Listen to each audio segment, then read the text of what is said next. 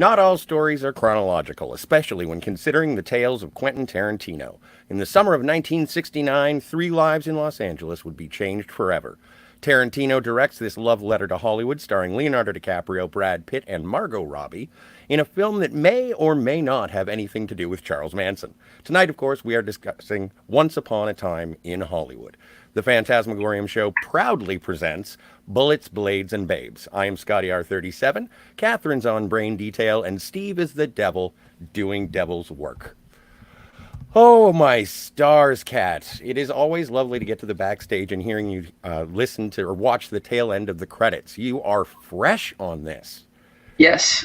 This is probably the first time I've watched this film since December 2019. Oh, wow. Yeah, I think That's this is very specific. I think this is, yeah, because I watched it, saw it once in theaters at the end of July 2019. Right. Saw it once or twice on Blu-ray when I got the 4K Blu-ray, and now this time. And so, does it hold up? Does it still hold your attention? Yeah. Well, that isn't a ringing endorsement, really. Sort of a half-hearted, meh.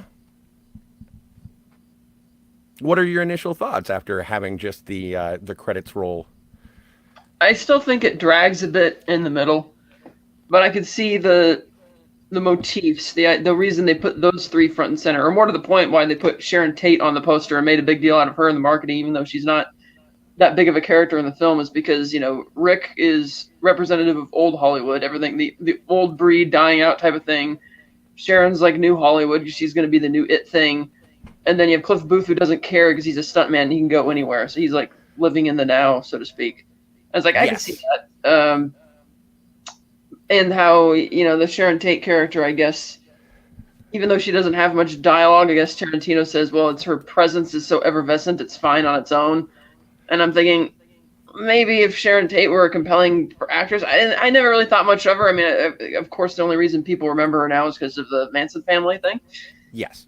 So those scenes, yeah, they're a bit gratuitous, just having her, like, go downtown and pick up her husband's birthday present, a rare book, go to the theater across the street, and in a way kind of, oh, can I get in for free because I'm in this movie? And I'm like, that just seems a bit, I don't know, kind of, it's like, the ticket's got to be like, what, 50 cents back then, like $1, if that.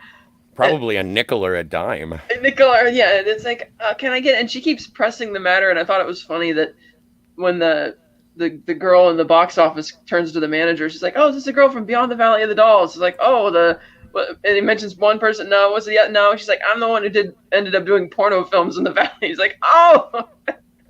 I thought, okay, that was a good payoff to that, but even her in the theater watching herself on the screen, it's like, I get it would be, as Tarantino says, oh, it's respectful and all that, and I'm thinking, well, maybe it would be if you actually left the real Sharon Tate in there, even though they don't.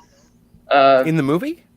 Well, when she's in the theater watching a Sharon Tate movie, like watching herself, but they, you know, replaced it so that way, or they didn't replace it, so you can see that it's Sharon, and then I thought that was kind of weird because you have the other sequence in the film where Rick is talking about how he was, or the Timothy Olyphant character Perry was asking, hey, didn't you almost get the McQueen part in The Great Escape? And Rick tries to play it off and say no, but then you actually, you know, see the clip of him sliced into the footage. I'm like, okay, I was like, oh, they spliced him in. I thought it would have been nice to, like, splice Margot Robbie into, because if she's playing Sharon Tate, why not let her do her own interpretation of the role? Because it is a bit breaking the fourth wall to have somebody else there when she's clearly watching it and it's obviously not her. Yeah. And of course, because they want the gratuitous feet shot, of course, while she's laying back in the theater. And then the stuff on the TV show that he's guest starring on, the first segment of that where he's just bombing all of his lines, I thought that went on a bit too long, that whole segment. It's like, in most movies where you have actors playing actors and you get to the part where you have to watch them act and whatever it is they're doing, I kind of feel that's a bit of dead air, because it's like, okay, this isn't really part of the story. It's like, yes, from a character standpoint, you can see, oh, they're bombing or they're doing well or whatever, but I thought it was kind of obvious just from the way Rick Dalton was introduced in the film that he's already a washed-up has-been. He's totally off his rocker with, like, when Cliff says, I don't think going to Italy is the death knell that you think it is, you know?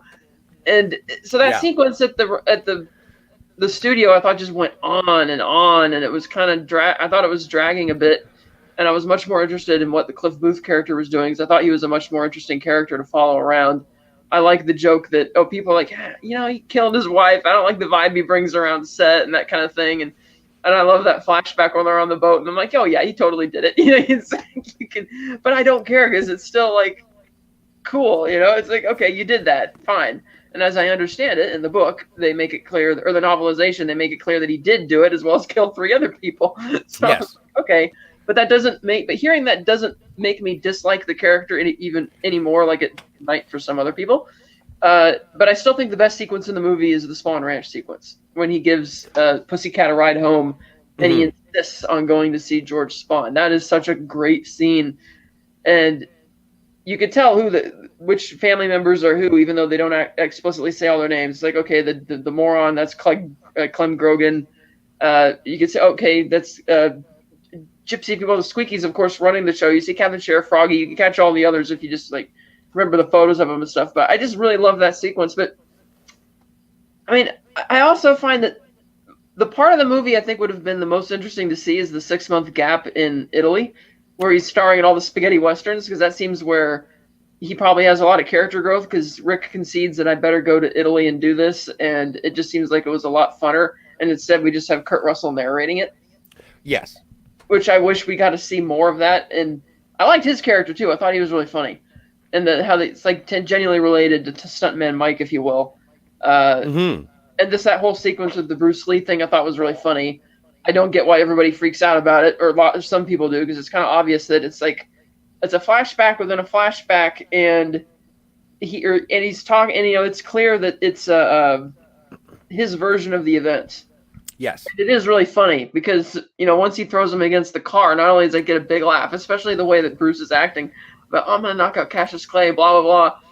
But you'll notice that after he gets thrown against the car, you hear the other guys gasp, but then they all disappear. They're just gone. And I'm like, where did they go? I'm like, is this something that actually happened, or is this just Cliff imagining what he wishes to have had happen? Because then that sequence ends with him, back on the roof fixing the antenna, and he's like, yeah, I guess it was fair enough that I got thrown off the lot.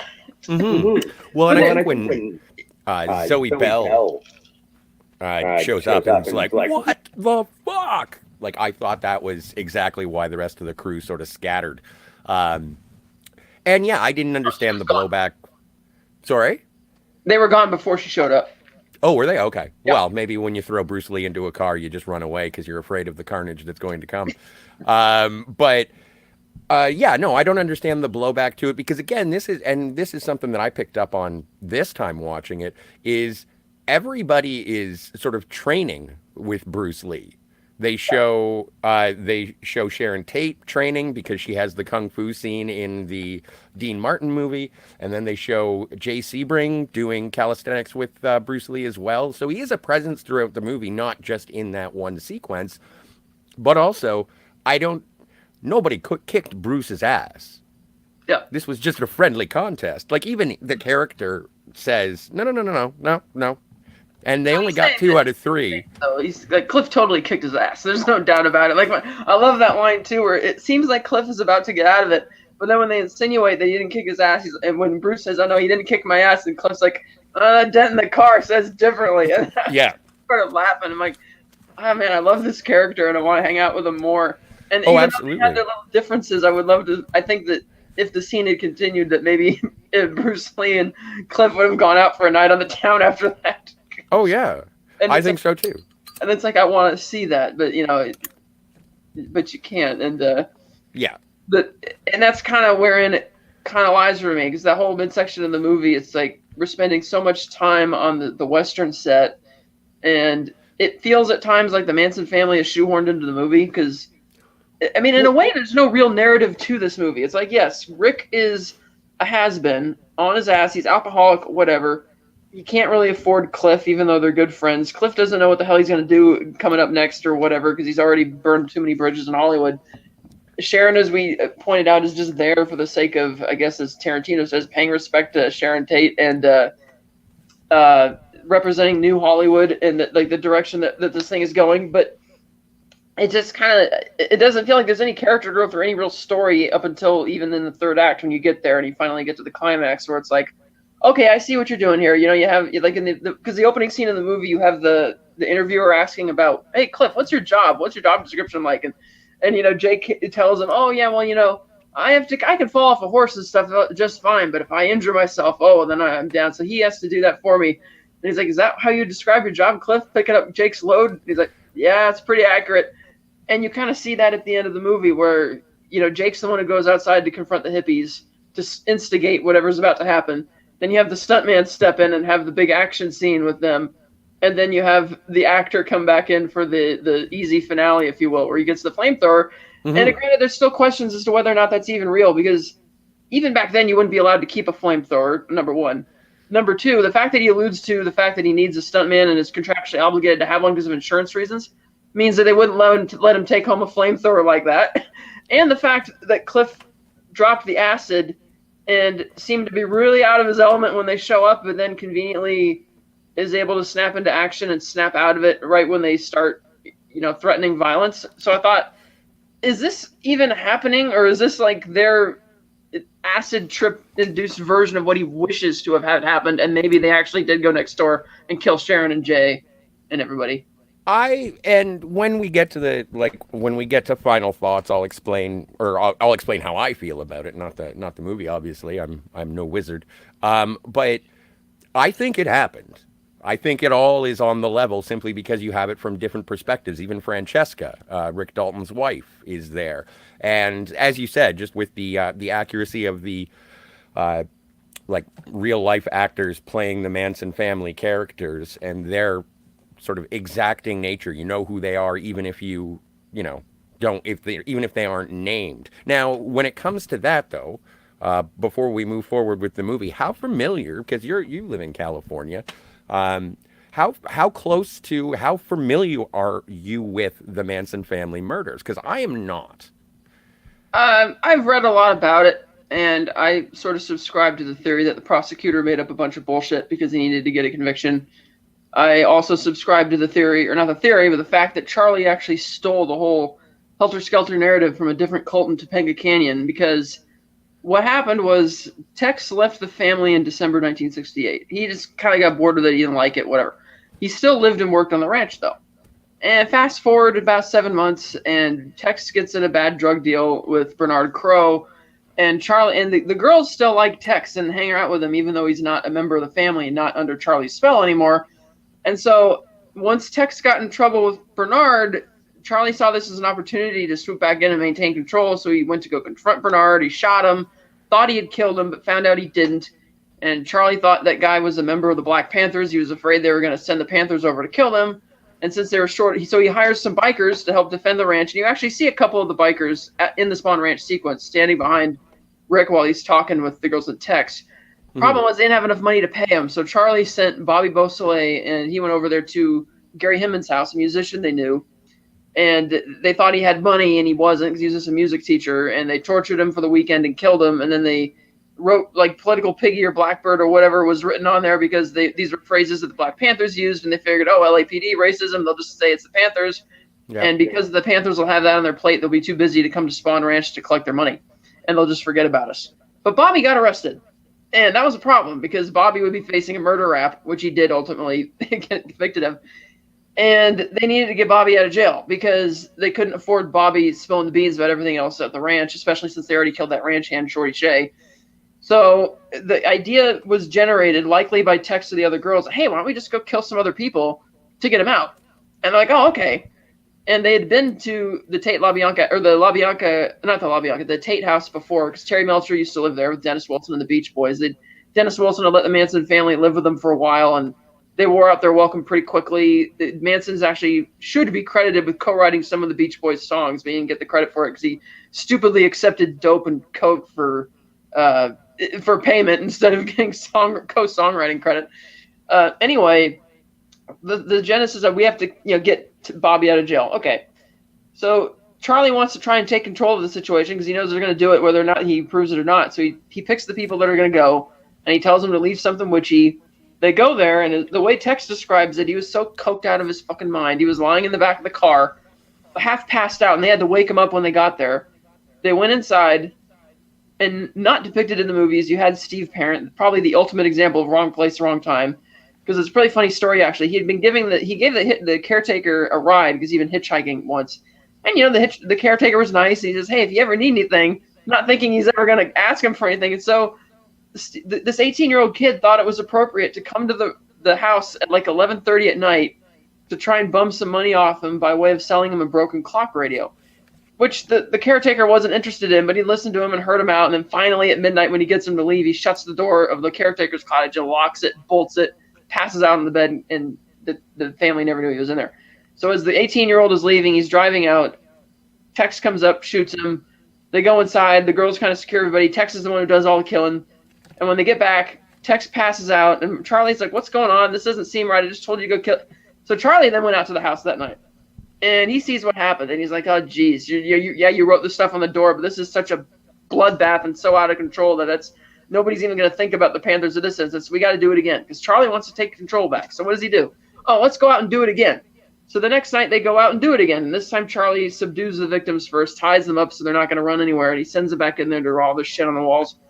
And then the day after that, they all get arrested for an auto theft ring that they were running, but the warrant was misstated, so they had to let them go. And so then they fled out to Barker Ranch in Death Valley, where Charlie started preaching the helter-skelter bullshit to keep the hippies around and keep them under his belt. Because, if you're losing control, what better way to gain control than by convincing them that the apocalypse is coming? Because you'll notice over the years that Charlie has never said a single word about helter-skelter in any of his interviews since then. It was all bullshit.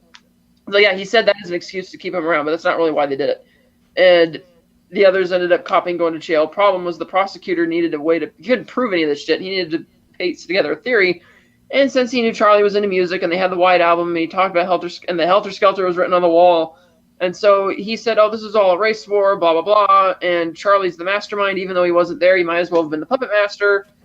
And it was almost making it sound like he was exonerating the killers by saying Charlie was the absolute job control.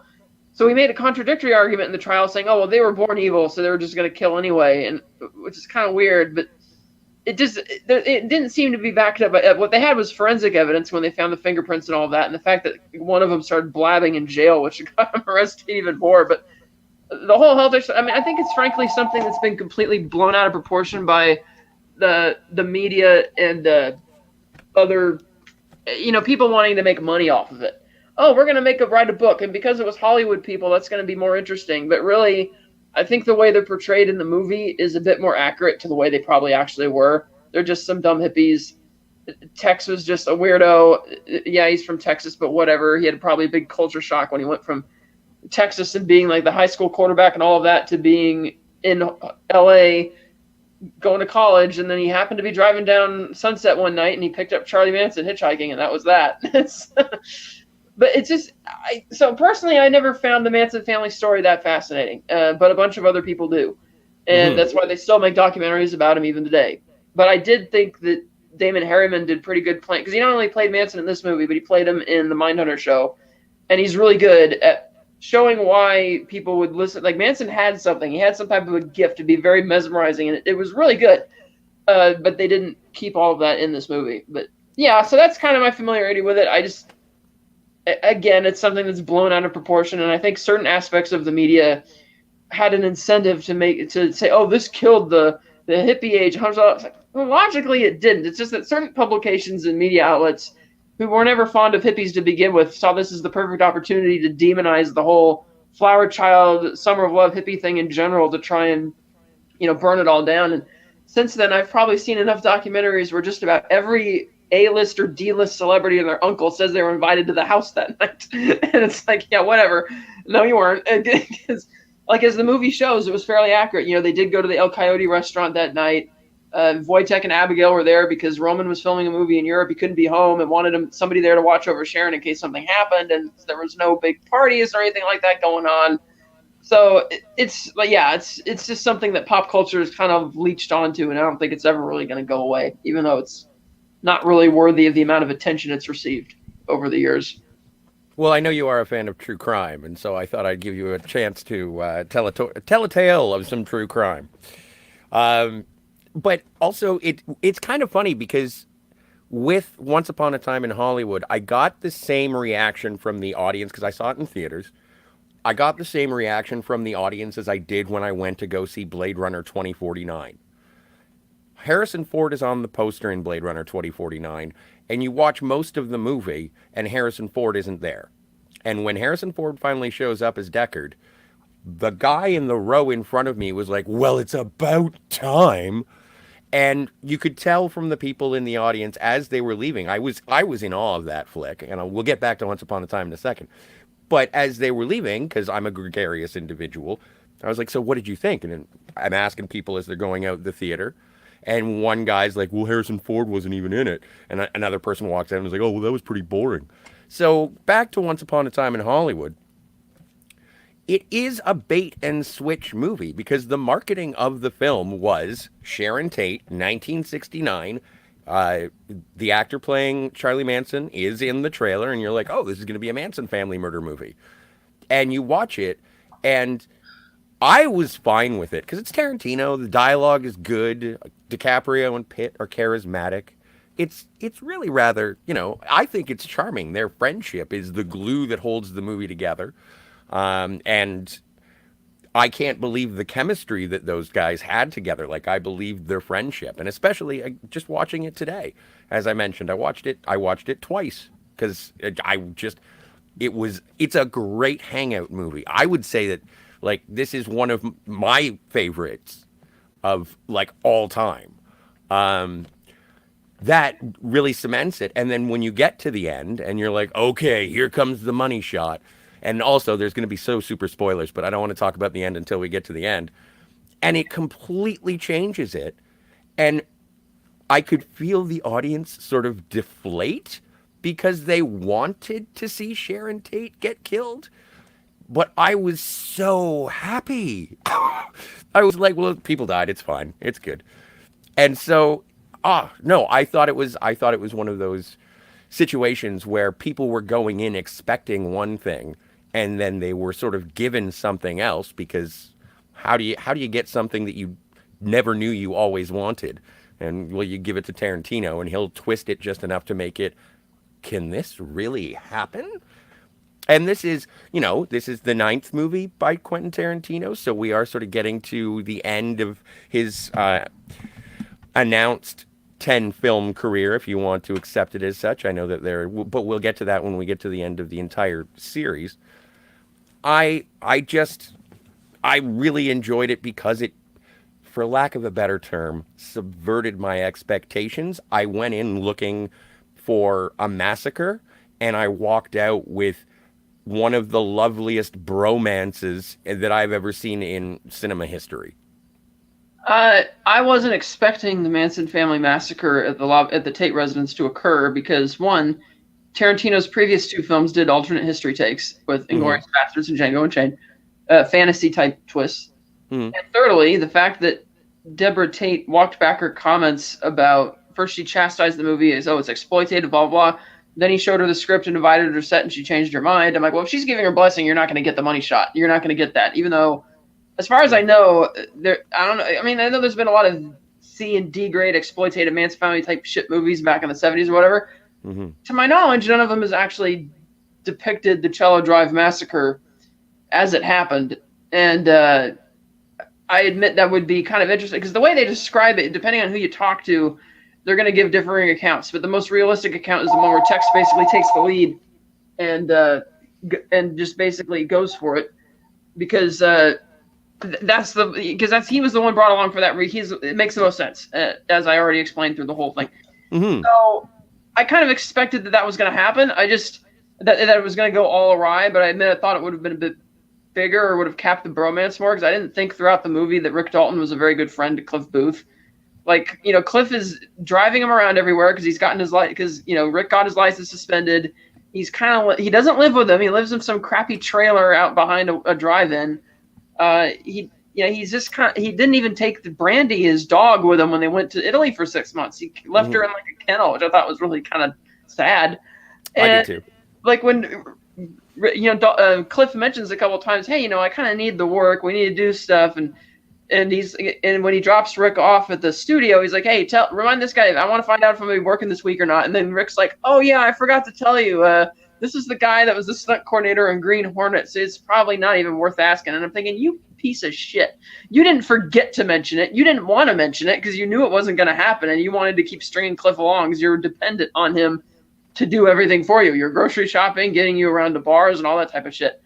So, and I never thought Rick really returned the favor at all. It's like, Cliff, he goes to Italy, but it's not so much because of relenting and figuring, I should do this because Cliff needs the money and Cliff's a good friend. He does it because he kind of accepts the fact that his agent, or Marvin Schwartz, played by Al Pacino, is correct. Schwartz. And so he goes to do that, and then he tells him, "Yeah, I'm going to have to fire you, and I'm going to move to Toluca Lake on my wife. It's been a good run, blah, blah, blah." And as we know, Cliff is the one who does most of the heavy lifting in the climax, especially since Rick is the one who instigates the whole massacre by inadvertently inviting them over. So, and even when Rick tries to be a good friend at the very last second by asking if he can go to what hospital are you going to, and Cliff's like, nah. And I'm like, Rick, I like you said, I like the bromance. I like that there's something there. I just feel that it's too one way. Like it's a one way relationship that I don't feel ever got reciprocated. And I do get the sense that Rick's time on Bounty Law, he ended up turning into a bit of a prima donna in the 4th season. No one liked him. He got the show got canceled. He didn't really get work except for as the heavy on other shows. And Cliff can't make friends because everyone knows he killed his wife and got away with it. No one wants to hang out with him. And so I kind of saw them as these two lost souls where Rick pays Cliff to be his best friend, and Cliff is just grateful to have a best friend. So it is maybe not symbiotic, maybe parasitic, but it was an interesting, I thought it was, I understand the dynamic, and yeah, Rick Dalton is an asshole. He is a selfish individual, and that's, expressed when he gets drunk the night before he has to be on set and he chastises himself in the trailer, which is just a great explosion of emotion from Leonardo DiCaprio in the middle of what many people have said, sort of a dragging middle part. But let's just get into the movie because it's not a very plot-heavy movie. And go from there or if you have more before we get in. Yeah, another thing I mentioned about this film in regards to Sharon Tate and her whole thing, I thought it was also, like, it's what you were mentioning about the bait and switch. You have that scene early on in the film where Roman and Sharon go to the party at the Playboy Mansion. And they get there, and you see all these celebrities, there's Mama Pass, all these people, and Steve McQueen is there, played by Damian Lewis. Looks pretty good in the role, especially the eyes and the way the makeup, everything. Hey, he looks pretty good. And he's kind of there just to explain this weird love triangle thing going on between Sharon and Jay. And Roman, basically, she was engaged to Jay, but broke off the engagement because she went to the UK to visit Roman and fell in love with him. And that Jay's kind of hanging around because he hopes that Roman's going to screw up some moment and then be with it. And it's kind of odd because even apparently Roman Polanski had a representative who went to Tarantino to ask, is this something he needs to worry about? And Tarantino's like, no, it'll be fine. And he showed him the script and he approved of it. And I thought that was kind of odd because it doesn't really, the movie, even though Roman is barely a character, it doesn't really paint him in the flattering light the way that Steve McQueen describes him, even using racial derogatory terms to describe him. Like, what the fuck's up? He's chasing to be there. And I'm thinking, okay, but it's odd because it's very early in the movie and it feels like they're telling us this for a reason. And it feels like something you would expect to learn in the first act or at the end of the first act, that, this is going to go somewhere. They're going to become characters now. And they never bring it up again.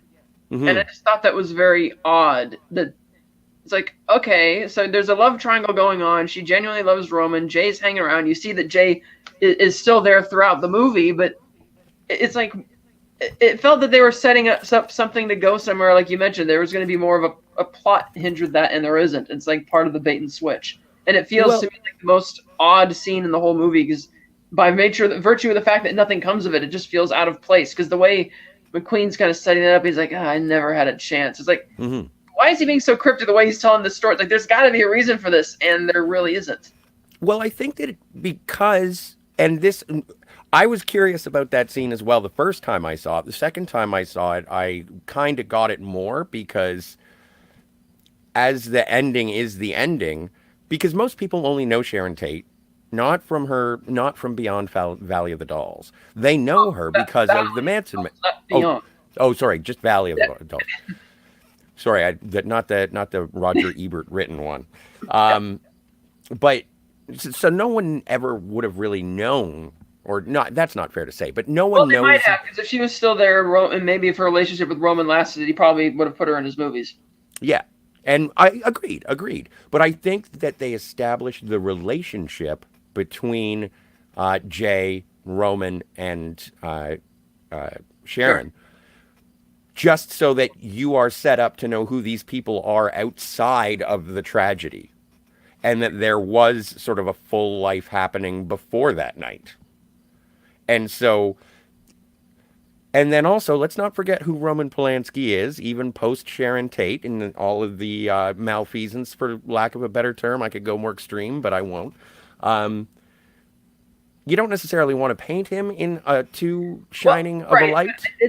They don't really need to paint him in a light at all because he's not really a part of the story. Right. But, well, you still have to acknowledge the fact that they were engaged or married. Well, Married. yeah. Well, it's kind of like Kurt Russell sort of acknowledges that when he's narrating going into the climax, that he explains why Wojtek and Abigail are there. That Roman's overseas filming a movie, Right. and so yeah, seeing her and Roman driving into the house in the beginning when Rick kind of looks at them, which I thought was kind of funny, almost like a running joke that he's pining to be picked up by Roman and admired him being in his movies. Like Cliff says, you're only one pool party away from being a star again. And I'm thinking, dude, just go next door and introduce yourself. Be a normal neighbor. Don't be such a weirdo, you know? And so in that way, I thought they set up Roman with those two scenes, the Kurt Russell dialogue and them driving up. I thought it was fine. I just thought if you're gonna go so far as to say, oh, there's this salacious love triangle going on, it's like then it feels almost like there should be a bit more of a payoff there because yeah, you can see that Sharon's flirting with Jay, but Well, uh, yeah. does it paint Jay in the best light to say that he's kind of hanging around Roman's wife and trying to kind of seduce her back? I mean, But that's also again just in terms of audience context, not necessarily. And you're right because Roman Polanski is not in the movie. He's not really much of a character except for two scenes, I think, and he doesn't have much dialogue at all. But it is something where when Roman screws up, Jay will be there to pick up the pieces. And as we know historically, whether that would have happened had Sharon survived, Roman did screw up, and Jay would have like wow, I it's can't. We can't speculate on whether that would have happened at that. Had he not, if he had stayed married and had a kid and all that kind of thing. So well, no, and again, it's speculation on an alternate history that never occurred, and whatever happened after the credits rolled, we'll never know because it didn't happen that way. But just in regards to the cameo from half of the Mamas and the Papas and Steve McQueen, I thought that was also sort of contextual to make it so that you knew you were watching Hollywood royalty from 1969. yeah, Like Playboy Mansion party, Steve McQueen is there, Michelle Williams, Mama Cass. Like I thought that was sort of representative of this is where you are, and this is the Hollywood lifestyle that Sharon Tate and Roman Polanski enjoyed.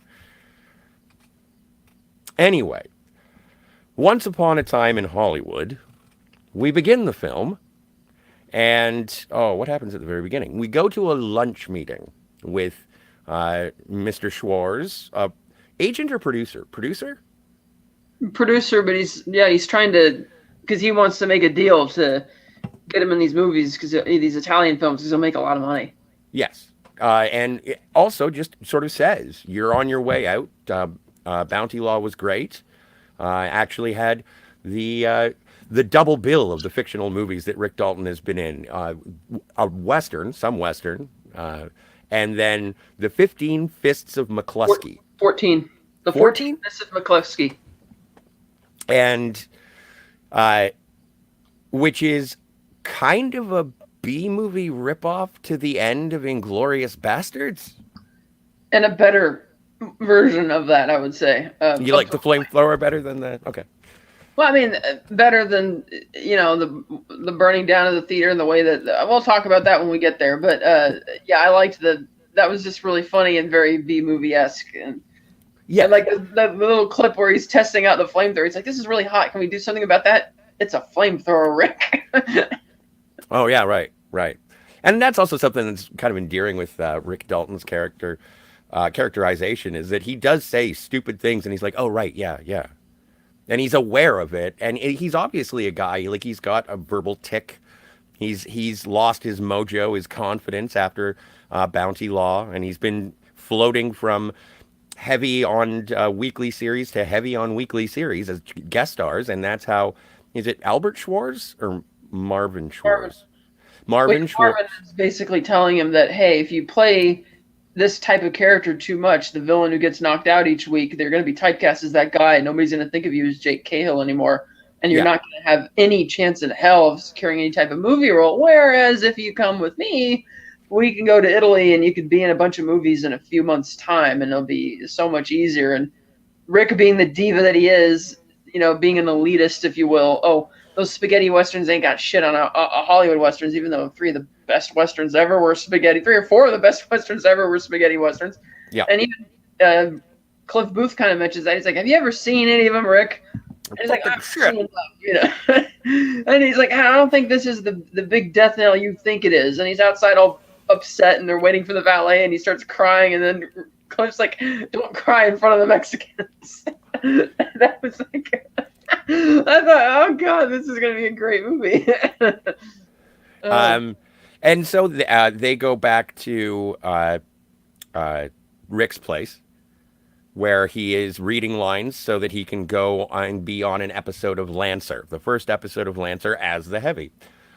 He's at a crossroads trying to figure out what to do, and so he, makes a bunch of whiskey sours. And I know I've been a bartender before in the past, but I didn't realize you used egg whites to make whiskey sours. I'm not a very good bartender. So he makes the whiskey sours and he gets drunk in the pool listening to his lines and reading lines and learning and everything. And then we pan over to uh, Sharon and Roman. And they go to the Playboy Mansion, at which point you get to see not the working side of meeting with producers for lunches to do jobs that you don't want to do and then preparing yourself for a job that you're going to have to go and do tomorrow. The real working life of an actor, I suppose, that no one thinks about when they're watching the movie. It's all just parties, and that's where we go. We go to the Playboy Mansion for a party with, again, Michelle Williams and Mama Michelle, Cass.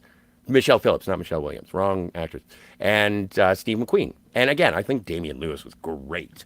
First yeah, time I saw him, it was a little jarring, and the second time I saw him, I was like, "Wow, that was really good."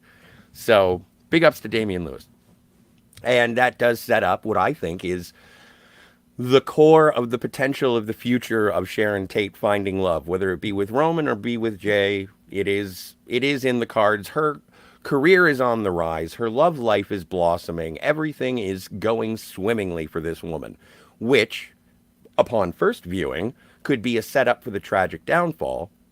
But later we'll talk about it. So we have the party, and then, sorry. I was gonna say you missed the part when Rick and Cliff were first on their way home from the meeting, and they came to the intersection, and the Manson women were walking by, Oh, and right, right, right. Cliff's checking them out, and he sees Pussycat, and she kind of gives him a look, and he's like, okay, and that's something that will be repeated a couple times. Well, and in the book, it does say that Cliff Booth, oh, kind of my Sharonas.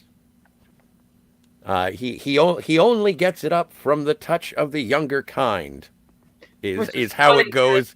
a scene later in the movie, but So, well, and yes. So, yeah, they see, and also in terms of some of the members of the Manson family, which I thought was rather interesting, and I had heard about it because I'm a Kevin Smith fan.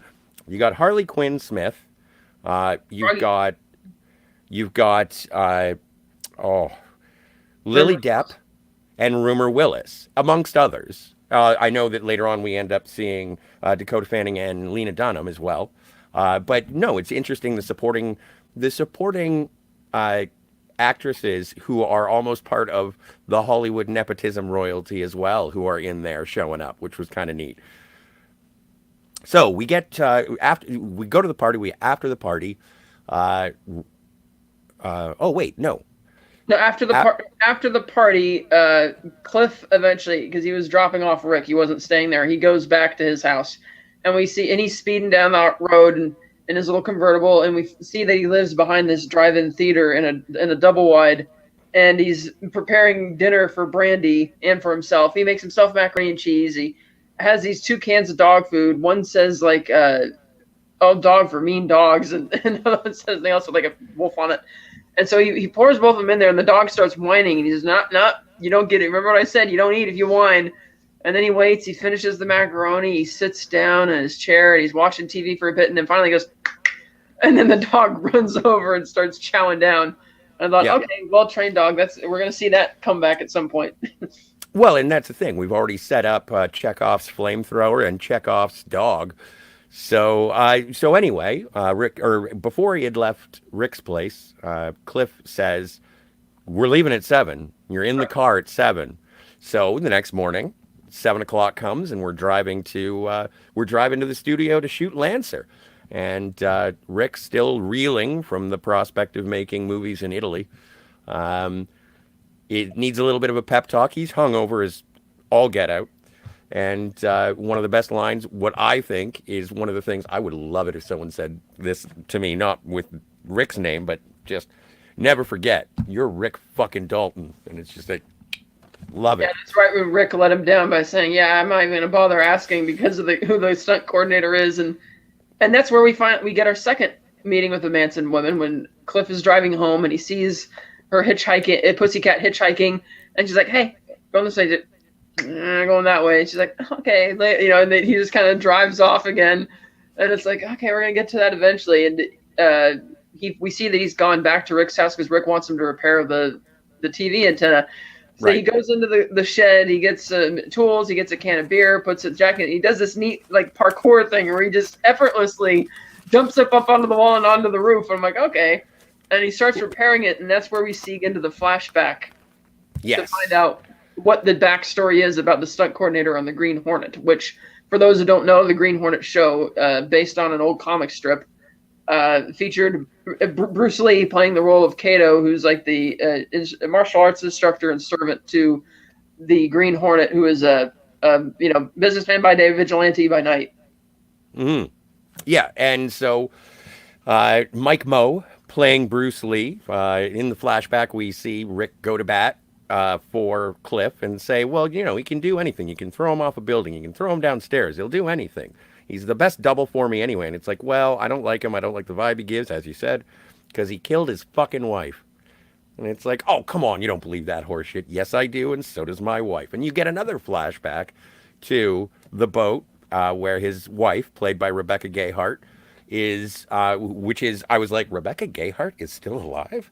And so you see her on the boat on an overcast day complaining, and Cliff is half in the bag with a harpoon on his lap, aimed directly at his wife. And He's in so, the process of getting it ready to go diving, as you can see. So it's kind of like he's not even which is kind of funny because it's not like he's randomly picking it up ready to shoot her. So that was kind of fun.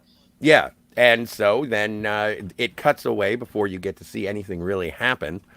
So it is left ambiguous in the film as to whether or not he did, but it doesn't matter because everyone thinks he did.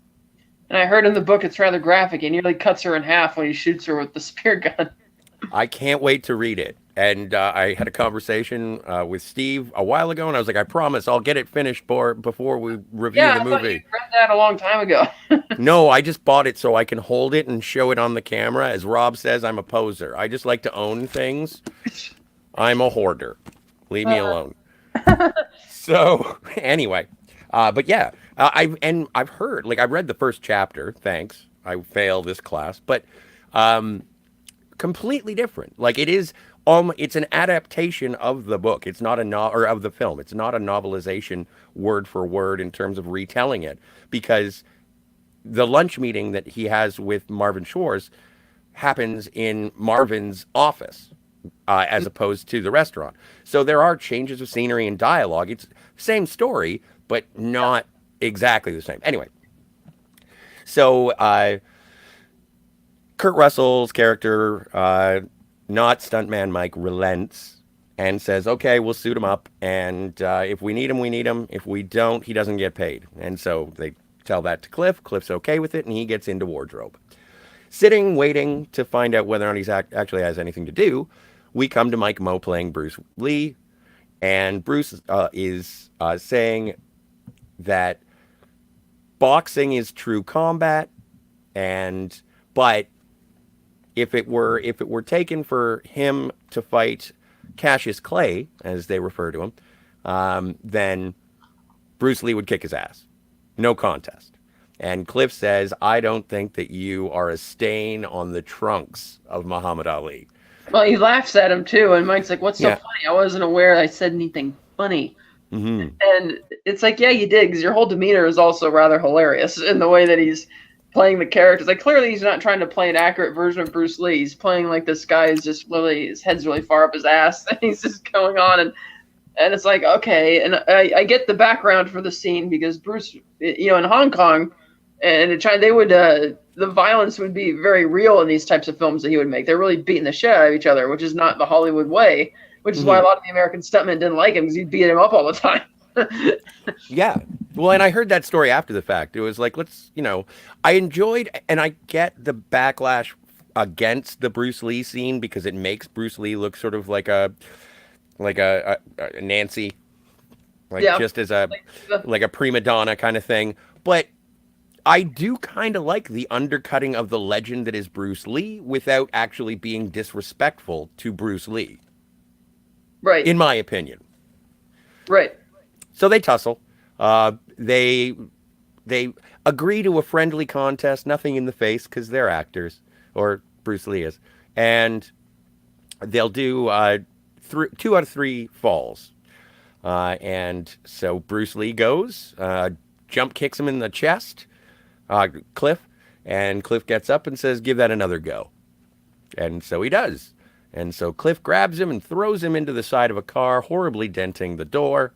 And then Kurt Russell shows back up and says, "What is going on?" No, Zoe Bell shows up first. You said Zoe Bell first? I thought it was Kurt. Zoe Bell. She didn't know he got hired for the job either. She's like, "What is going on?" He's like, and Bruce's like, "We're just having a friendly tussle, a competition." And he's like, "I just kicked it." "No, he didn't kick my ass," type of thing. And then that's when Kurt Russell walks up. He's like, hey honey, what's going on?" He's just gonna play this off like a non-thing that he invited to come with the worker. And I just got such a big laugh at the way Kurt plays that line. And it's like, what the fuck is he doing here? And then he's like, "Oh," and Bruce is still trying to insist, "Oh, he didn't kick my ass. We're just it's a fight." And Cliff's like, that car door says different. The dent in the door says differently.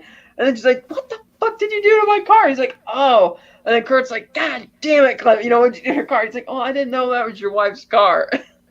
And she's like, "That's it. Get your fucking shit and dump the costume. Get off the fucking lot." He's like, Kurt's like, "Honey, I can handle this. I got this." "Okay, Cliff, turn in your costume and get your shit and get off the damn lot." Yeah. And at which point, so funny, I was totally cuckolded by his wife in that scene, and then it just hard cut back to Cliff on the roof with the antenna. He's like, "Yeah, fair enough." Yeah. So, and then this would have been the first indication of Charles Manson, because Cliff does see the Twinkie truck or the ice cream truck. Well, first he hears the music playing next door, and it's Sharon Tate putting on Paul Revere and the Raiders, and Jay's kind of dancing around. She's like, "What, you don't want me to tell Jim Morrison that you were dancing to Paul Revere and the Raiders?"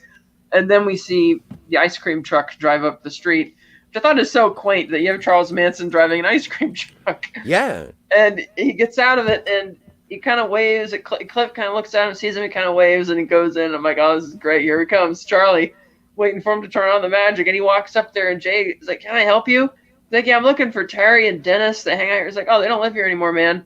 And it seems like Jay's still being a bit confrontational about it, but then Charlie's like, "Oh, well, I was here to, follow up, blah, blah, blah. Where they live now?" And Sharon's just kind of spying what's going on, and she finally comes out front and say, "Hey, what's going on?" And Jay is finishing up explaining, you can find the caretaker over there. And as he's walking away, Manson's like, "I'll see you, ma'am," and he's on his way. And I'm like, "Oh, this is good." And there is a deleted scene of him I talking saw to it. the caretaker. It's a good scene. It goes on for a bit. And yeah, I can see why they probably cut it because it isn't really necessary because you don't really see him again in the movie, which I thought was a bit of a disappointment actually because he is so good at playing this character. Mm-hmm. And so, and then when he leaves, he's just like, Cliff's just kind of up there working on the antenna. And he does, and I think there is I even. forgot to mention. Yeah, that's right. And when he's on his way, but yes, okay, yeah. And as he's walking away in another one of the deleted scenes, he waves to Cliff, and then he starts spazzing out, and then just like, fuck you, Jack, because he didn't get any sort of response, and he's frustrated because I don't know, he was trying to. Well, I guess at that point, it was 6 months prior, so he's still trying to launch his music career, which made me wonder. Like, Inglourious Bastards and this film are two movies about failed artists who became monsters. Anyway, so yeah, so that is true. Manson was kind of already a monster before he was an artist. Yeah, fair enough, fair enough. And so yeah, so that's Charles Manson. Thank you, everybody. Give him a hand. So after that, what's next after that? Oh, then we go back to the Lancer set. Yes, where we find Rick is in the makeup trailer and Head dunked into a bucket of ice to try and make the hangover swells go away. And Sam Wanamaker comes in and he's very animated, a real guy, and he's going on about how his role is going to be great. And he's talking how they're going to dress him up. We want you to look like somewhere a cross between 1869 and 1969. And the costume person is like, yeah, we have found this jacket, kind of brown's going to have all these frills on it, and he'll look just like he's walked down the street. He's like, yeah, we'll put this big giant mustache on you. We're going to mess with your hair. He's like, my Zapata. hair. And finally, Rick cuts him off. He's like, how are people going to know it's me? How's the audience going to know it's me? Because he's still got an ego. He wants people to know it's him because he's trying to make a comeback. To which Sam says, I don't want him to see Jake Gale. I want him to see Caleb. And it's like, okay. Eventually, he leaves the trailer. He heads towards the bad guy saloon, as he's told. And on his way, he has to wait for his hair to dry. It's going to take like an hour, the makeup person said, the hairstylist said. So he sits down outside the bad guy saloon, and you see the Julia Butters playing Trudy Frazier, the child actress in this film. Amazing. And this is a really funny scene where he's sitting there reading the story, and he's reading the book, and he's starting to cry, and he's all tearing up, and she's trying to figure out what's wrong, and she's being really generous and very mature for her age. And he's like talking about how the story is about basically this washed up guy who can't really make it anymore, talking about himself. He's like, well, what is that really? What's all that about? He's like, in another 15 years, sweetheart, you'll be living it. And I just laughed so hard at that line. Oh, but it was all, and also I think that is sort of, and that one scene between 8-year-old and Rick Dalton, Annabelle, because she prefers to be called by her character name on set. She's a true professional. It encapsulates exactly where Rick's character is in the movie. Like, and the description of it, it's like he used to be able to break any bronco. He used to be able to break any bronco. Nothing would get in his way.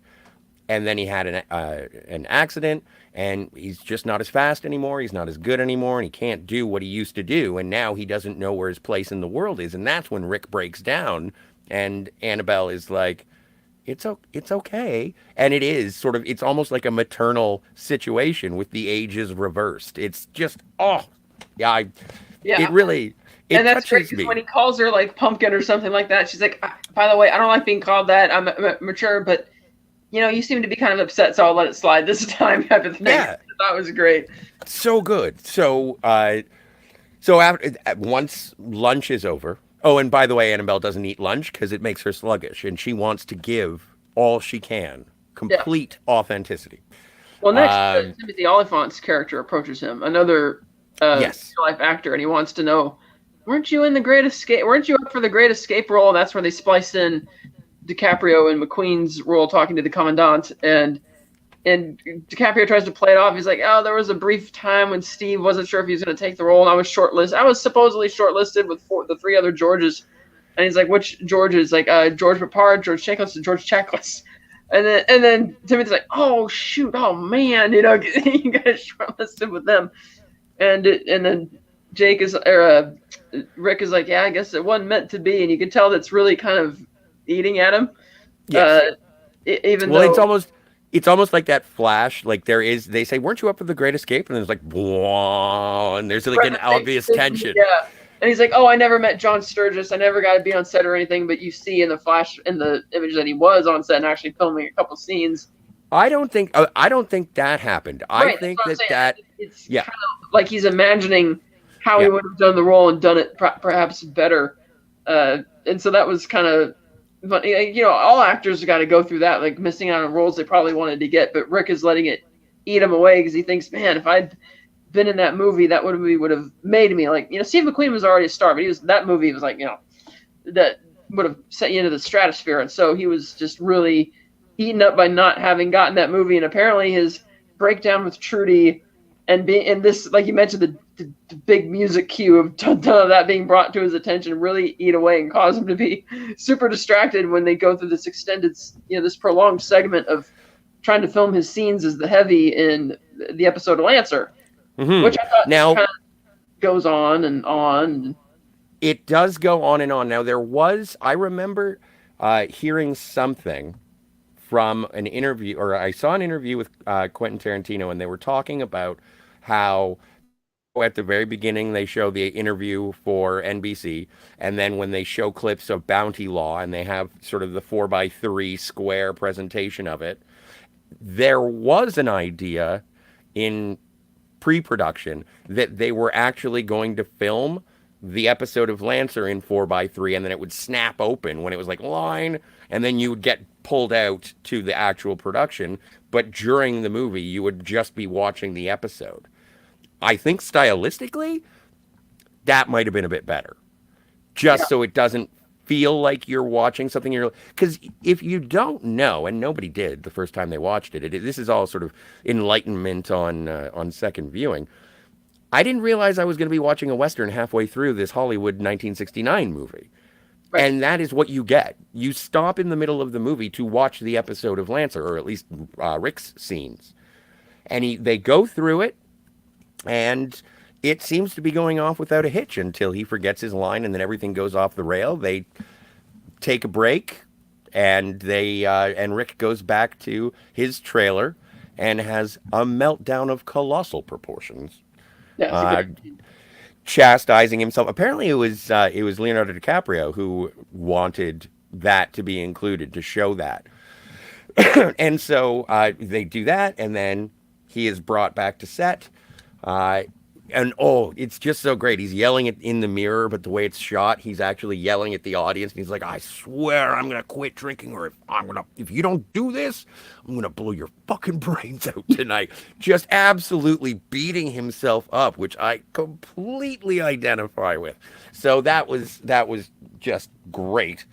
And he goes back after their sort of let's take a break, and they go back and they film a different scene.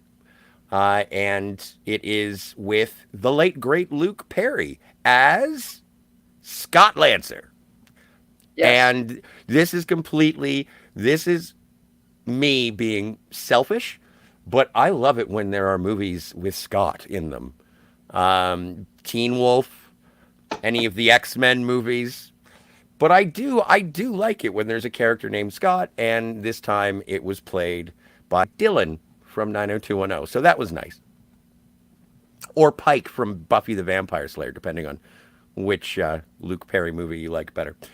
And so they do the scene, and Annabelle is hostage to Caleb. And oh, and also you get Clifton Collins Jr. and oh, who's the other guy? There was another guy. Doesn't matter. So, and just the people who show up in this flick, and it's just like, what are you doing here? All right. Um, and they do the scene, and it's really intense and really menacing. They get it. And then you hear Sam Wanamaker, his direction at the close of the scene, and it's like, show me in your eyes, hold it, enjoy it, Well, in terms of this. funny because during the scene, Yeah.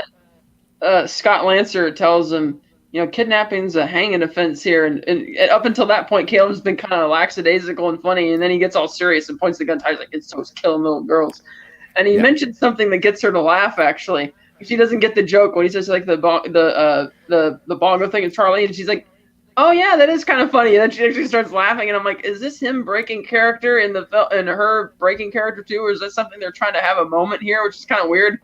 And then he just suddenly throws her really hard on the ground.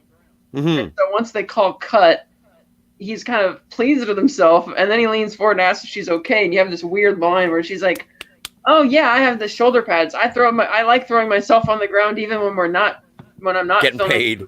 Miles." And I'm like, that feels like it's such a weird bit to be in there because it's not like she actually does that. And then right after Annabelle goes up to what presumably is her stunt double. Right, and it's like, are they putting this in here because there was a big, that little brouhaha in the media like the year before they filmed this when Uma Thurman came forward and said that he had been a bit reckless with the stunt driving and Kill Bill, and Quentin tried to brush it away. It's like, oh, it's not a big deal, and now all of a sudden in this next movie you have this little 8-year-old girl or whatever talking about how she gets slammed down into the ground, and oh yeah, like you're thinking of wearing elbow pads for this, and you do this on your off time, like you just love throwing yourself around and getting beat. I'm like, is this kind of your weird fourth wall breaking way of acknowledging that, hey, we're making movies, do what you're told type of? I mean, it just felt very weird. Well, but if self-indulgence is not something that Quentin Tarantino strays away from, and you'll notice the many feet. So, I wouldn't be surprised if that's the case, Kat. Not at all. But the cherry on the scene is Annabelle leans into Rick and says, "That is some of the best acting I have ever seen." And Rick, thank you. That's the best. That's the best acting she'd ever seen in her whole life. Whole life. And he tears up and sort of echoes what Cliff had said. And he's like, "Rick fucking Dalton." Yep. And it's just, oh. And again, I'm happy. Like, Rick, obviously, okay, he's an asshole. But I am happy when he sort of elevates and gets to that. And again, it's one of those things that you don't see when you're watching a movie, is the satisfaction of a good performance, and especially being complimented by your peers. And before we get away from Lancer, I just wanted to bring up the guy who plays Sam Wanamaker was also Spider-Man in the 1970s television show. Was. So that's just a little bit of pop-up trivia for you. So we leave Lancer. And we get a great sequence where we have Cliff once again driving down the road, and he sees Pussycat hitchhiking, and he sees her at the intersection, and she nods to him, and he waves like, "Yeah, okay, I'm going to pick you up this time." And then a cop car turns the corner, and she just screams at him at the top of her lungs, "Fuck you, pigs," and flips him off. And then Cliff is like, "Whoa, okay," he knows what he's in for. So he pulls over, and he's kind of talking to her for a bit. She's like, "I need to ride to Chatsworth." He's like, "You're going all the way to Chatsworth for?" She's like, "Oh, I live with my friends on the ranch." She's like, "Spawn Movie Ranch?" She's like, "Yeah." What, you live there? He's like, "Yeah, I live there with my friends." She's like, "Okay, hop in, I'll give you a ride." So they're driving down the freeway, and they're going a ways, and they're just making small talk, and all of a sudden she's like, "Do you want me to suck my cock or do you want me to suck your cock while you drive?" And he just kind of smiles and turns to her, and he's like, "How old are you?" He's like, "Nobody's ever asked me that before. How old are you?" And he's like, "Oh, I'm 18. He's like, "Well, you have anything to prove that?" Yep. Which you don't. You don't have anything like that, and you're not 18. And she's like, "Oh, come on, you're saying you're not too old for this?" And he's like, and she lies down in his lap, and he's like, "No, what I'm too old for is going to jail for poontang. I've been avoiding the cops for a long time, but if they ever do pinch me, it ain't gonna be for you, sweetheart." Yeah. I thought that was funny because, as you mentioned in the book, he has a predilection for younger girls. Yeah. So but it's also a discipline that he maintains, I suppose. I'll let you know when I finish reading the book. I swear I'll finish reading the book by the time we're done the Tarantino series. I swear. I promise, Steve. Yeah. So they get to Spawn Ranch, and she gets out of the car, and she insists that he meet everybody, and they go up to Gypsy, played by Lena Dunham. They're like, she's like, "Where's Charlie? I gotta let him meet this guy." And she's like, "Oh, well, he's gone with everybody. They went out to Santa Barbara." She's like, "Well, almost everybody's gone." And they're like, "Oh, well, so happy. Welcome to our little commune." And you see some people walking around the back. You see the two bikers, and elsewhere you have Tex about to give a ranch tour, which is what he actually did when he worked there to this couple. and he's just walking, and so they're walking Cliff around. He's meeting them, and he's like, "Hey, does George Spahn still live? Own this place? Yeah. Does he still live here? Yeah. And that house there, which is a replica built in the exact spot the actual house was. Like, in that house there? Yeah. Can I see him? Well, he's napping," and he starts kind of pushing it. And this is where the tension starts setting in, because the more steps he starts taking towards the house, the girls start getting a bit more kind of nervous, and they're lining up kind of along the sides, watching him. And all the while, we keep cutting back inside the house to see Squeaky and Clem Grogan and the others are just kind of lying about, watching TV, and you can tell that Squeaky's in charge, because Squeaky is barking orders, saying, "Oh yeah, the Hawaiian shirt. Oh, just keep an eye on him." And like, "Oh, she's Pussycat's showing him around." It's like, "Okay, keep watch and go get Tex." And so they go to get Tex, and Tex is brought down. He's like, "Okay, you need to check this guy out." So he comes down, he says hi, and he checks out, thinks he's okay, rides off to go back to his job. But then Cliff just insists on checking on George. And Squeaky hears about this. She orders, "Okay, everybody get out." And she stays inside, and then he gets up to the top of the door, and he's like, "You must be Mama Bear."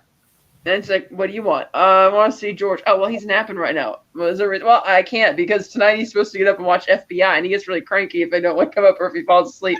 And he's just not buying this shit, and we can totally tell him. By now, we've been told that he's a Green Beret from the Pacific War who killed more Japanese than anybody else. And so it's like, yeah. And he's like, "Yeah, you're not going to." I'm like, "This is going to be badass." And so you can see, it's like, "When's the last time you've seen George anyway?" "Oh, about 8 years ago." "Oh, well, Mr. 8 years ago, you just happened to drop by today." He's like, "Well, I was in the neighborhood, and I don't know if I'm going to be back anytime soon." And she kind of concedes that she better let this guy in, because she could tell she was trying to buy time, of course, for when Tex gets back down the hill. And once what's her name gets up there to tell Tex that she's going to get up there soon to tell him. And so it's kind of like a race against the clock, which I like, because it's like, wait, are all the people down there going to do something? Is Tex going to do something? Is Squeaky going to do something? Oh shit, what's going on in the back? Is this again alternate history? And so they're kind of, he's walking into the house, he sees the kitchen's a mess, he sees a rat in a glue trap, and he's kind of, this is kind of nervous. And then Squeaky shouts, "Hey, Mr. 8 years ago, you should know he's blind now, so you're going to have to remind him of who you are. Oh, and I fucked his brains out this morning, so you might have to shake him awake." And like, So he goes back there and he finds George. Originally, he was supposed to be played by Burt Reynolds, who sadly passed away before they could film it. And so they got Bruce Dern, who's just amazing. Yes. And he kind of, as expected, has to shake Bruce awake. And Bruce doesn't seem to remember Cliff at all, and he has to keep reminding him of who he is and why he's there. And he's like, "Oh, and he's like, "Oh, I have to get my napping in now." Squeaky gets upset when I fall asleep during FBI. And he's like, "Is Squeaky the redhead out there?" He's like, "Did you not hear what I said? I'm blind. How the fuck am I supposed to know what the color of her hair is?" And so he's like, "I just want to check and make sure they ain't taking advantage, George. You give him permission to stay here?" "Oh, yeah, whatever." And so finally Cliff just gives up and decides to leave. And as he's walking back out the door, he sees only Pussycat left behind, standing down there, tapping her foot. And he's like, "God damn it." So then he walks down the stairs, and she's mad at him because she's going to get him in trouble, because "Hey, I wanted to show you to Charlie. You seem like a cool guy." And then she's shouting at him, "Here, George isn't blind. You're the one who's blind." And then all the other girls and guys just start chiming in to throw all these pathetic insults at him. Yeah. As he's walking back to the car, and he gets there, and the shot moves around so he can see that there's a knife stuck in the tire.